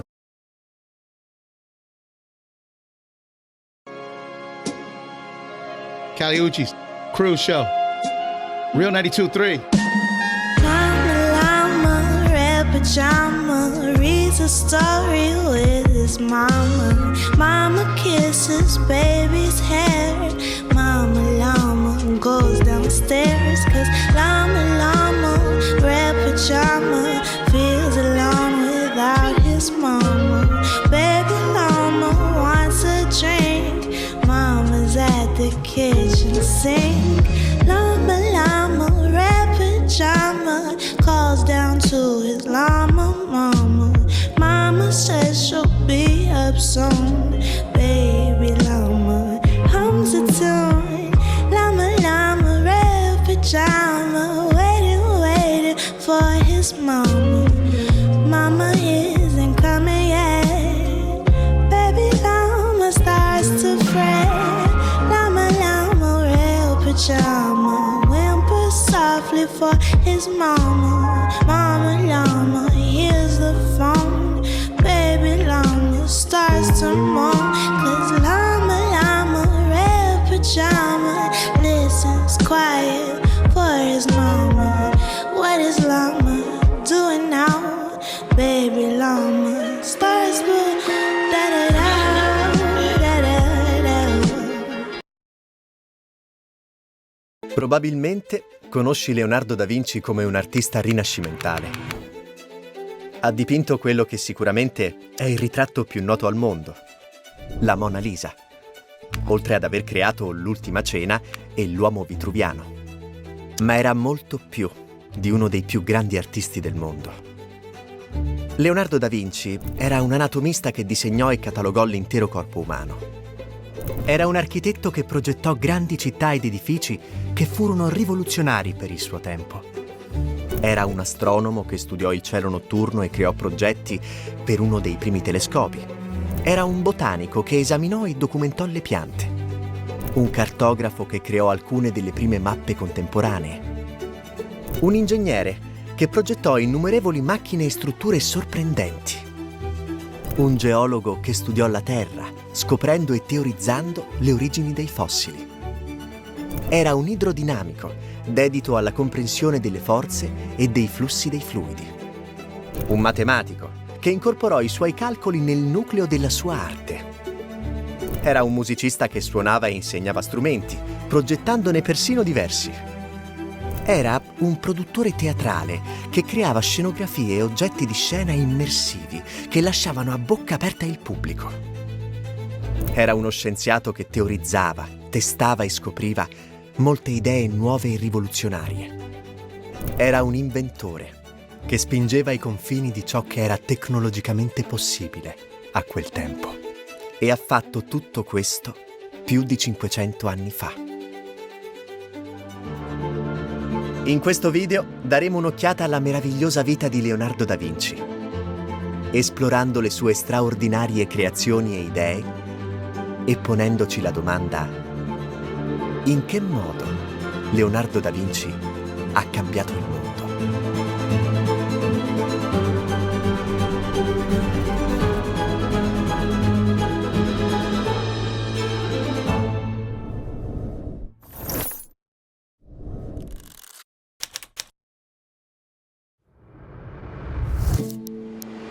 Questa storia inizia nell'anno 1452, il 15 aprile alle 22:30. Alla periferia di Firenze, in Italia, in un piccolo villaggio chiamato Vinci, nacque un ragazzo di nome Leonardo. Suo padre, Ser Piero da Vinci, era un ricco notaio fiorentino e sua madre una contadina di 14 anni di nome Caterina.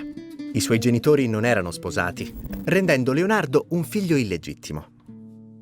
Leonardo non aveva un cognome nel senso moderno. Da Vinci definisce la città in cui nacque. Egli non ricevette un'istruzione scolastica formale, ma le basi della lettura, della scrittura e della matematica gli furono insegnate da tutori. Si dice che da bambino facesse fatica a leggere. Spesso si distraeva, abbandonando i compiti per l'ultima cosa che catturava la sua attenzione. Il nonno di Leonardo e lo zio Francesco videro come Leonardo faticasse a concentrarsi, ma invece di punirlo, incoraggiarono la sua mente curiosa e il suo potere di osservazione a prosperare, mandando il ragazzo nei campi e nei vigneti che circondavano la loro casa per studiare le lucertole, le lucciole, gli animali selvatici e le piante.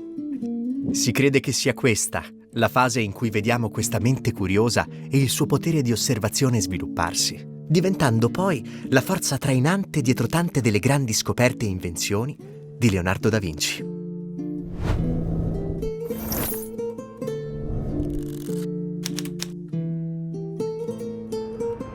Intorno al 1464 Leonardo si trasferì dalla piccola città di Vinci, dove era nato, a Firenze con suo padre.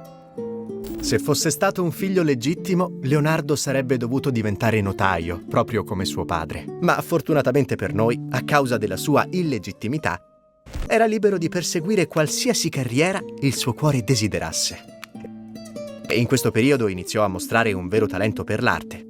Leonardo realizzò molti disegni e schizzi durante la sua infanzia e suo padre fu così colpito dal talento di Leonardo che portò un portfolio delle opere del figlio a un amico di famiglia, Andrea del Verrocchio, che gestiva una delle botteghe d'arte più famose di tutta Firenze.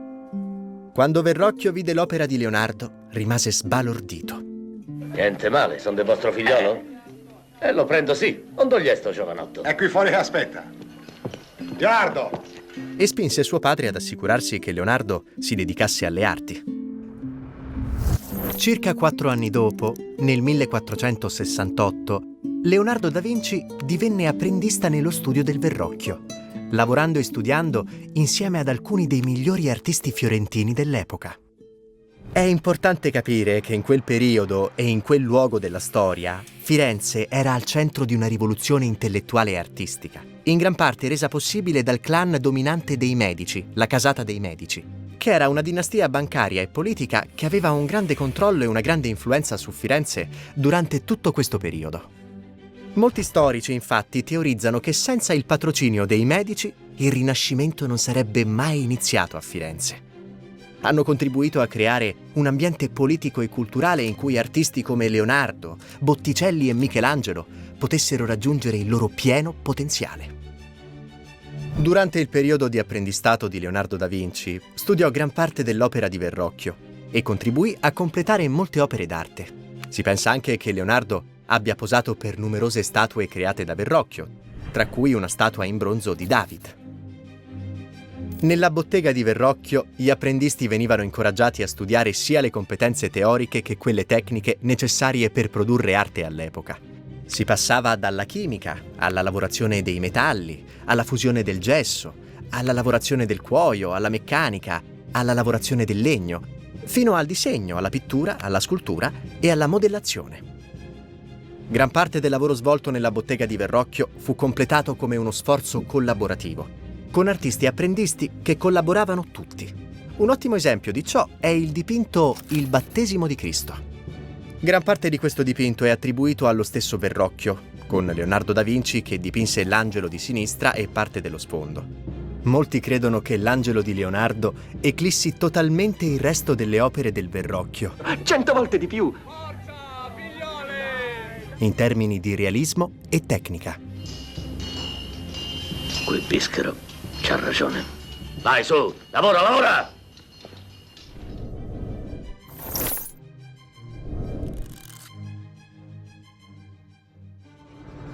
Nel 1472, all'età di 20 anni, Leonardo iniziò a dipingere l'Annunciazione, che si pensa sia il suo primo dipinto da solista.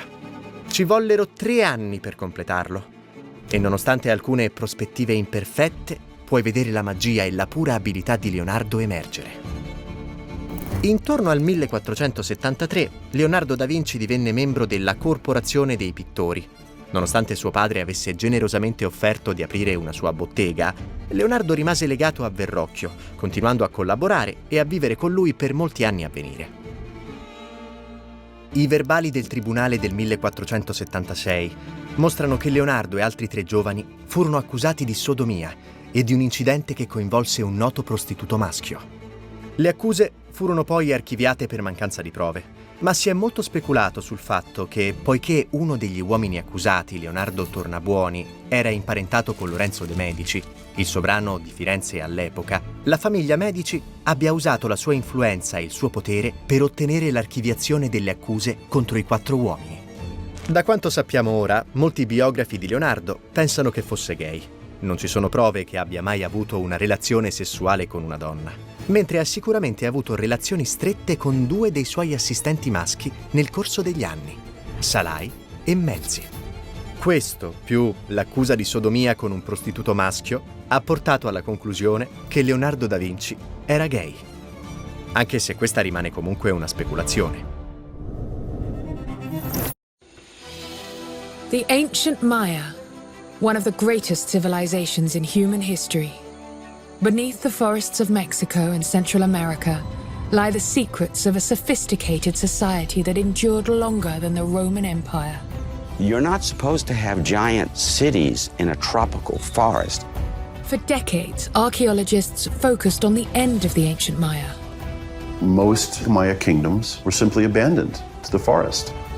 But the start of Maya society holds as many mysteries as its fall. When do we start seeing Maya civilization? And that's a complex question. Now, a new discovery is blowing apart long-held beliefs about the earliest Maya. It would accommodate thousands, if not 10,000s of people.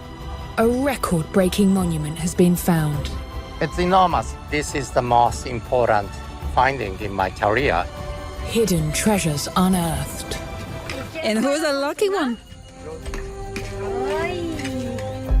And ancient skeletons exhumed. This is the earliest dedicated burial ground that we know of in Central America. Shedding new light on a lost and ancient world. It flips everything that we assumed. And exposing long-lost secrets about the origin of the Maya civilization.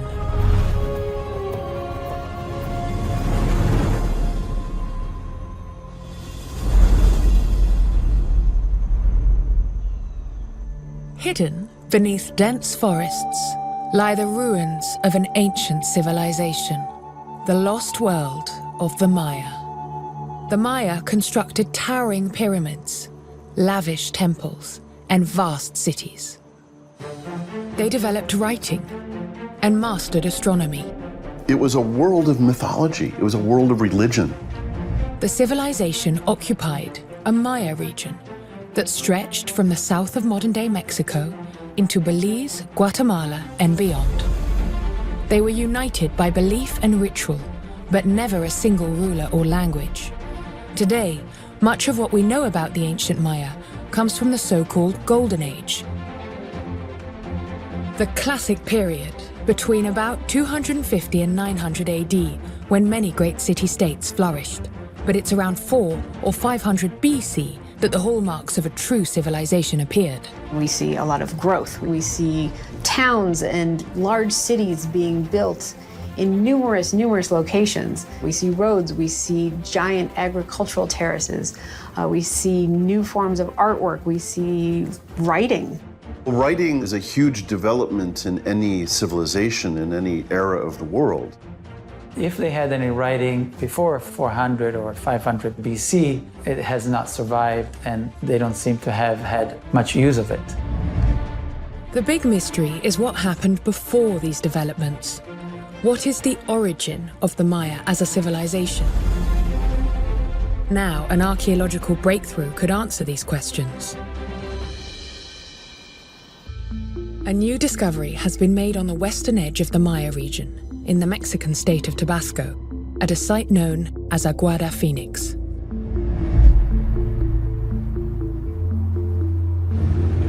Daniela Triadan leads a team of archaeologists from the University of Arizona. They thought this relatively unstudied landscape might hide undiscovered clues about the origin of the Maya. And their hunch paid off. Beneath the trees and farms of this area is something remarkable. A structure so immense that it had hidden in plain sight. It is such a big scale that when you walk over the surface, it looks like a natural landscape. And all of this that we're standing on, that we're seeing here, is artificial. It is just unbelievable. From the air, thick vegetation obscures the true shape of what's here. But a powerful technology called LiDAR lets the team peer beneath the trees. The system fires laser pulses from an airplane to the ground, which pass through small gaps in the foliage and bounce back, generating precise three-dimensional maps of the land beneath.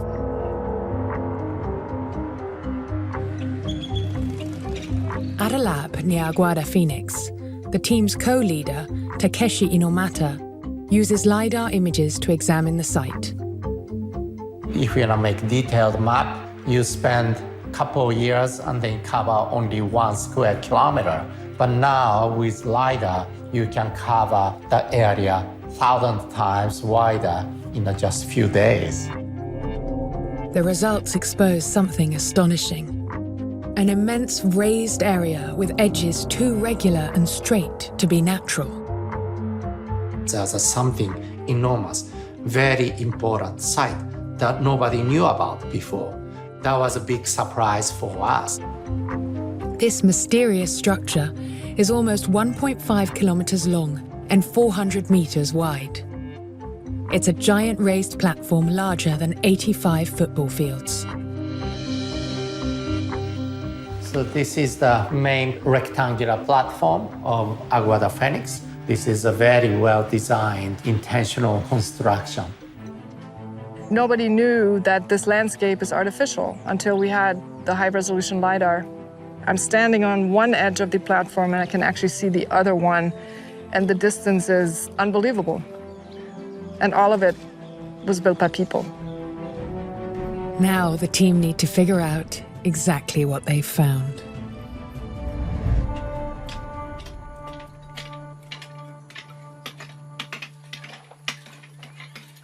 At the center of the platform, they're excavating directly into the structure. We need to clear this place, clean it further. By stripping away the soil layer by layer, they hunt for clues about the monument's construction. Their findings confirm that this is no natural feature. So we see the series of constructions. You have this field with red soil and then covered by this white floor. So we reconstruct this sequence. This entire platform was formed from layers of earth, carefully stacked by human hand to a height of 10 to 15 meters. The team have discovered something truly remarkable. It's an ancient monument larger by volume than anything ever found in the Maya region before. Formed from some 4 million cubic meters of earth, a volume larger than Egypt's Great Pyramid. When it was finished, this artificial plateau must have dominated the landscape. This whole construction had several construction episodes and was built directly on the bedrock. The platform has built-in access ramps, 4 in total, forming gentle sloping paths to the top. This mysterious monument was built for something important.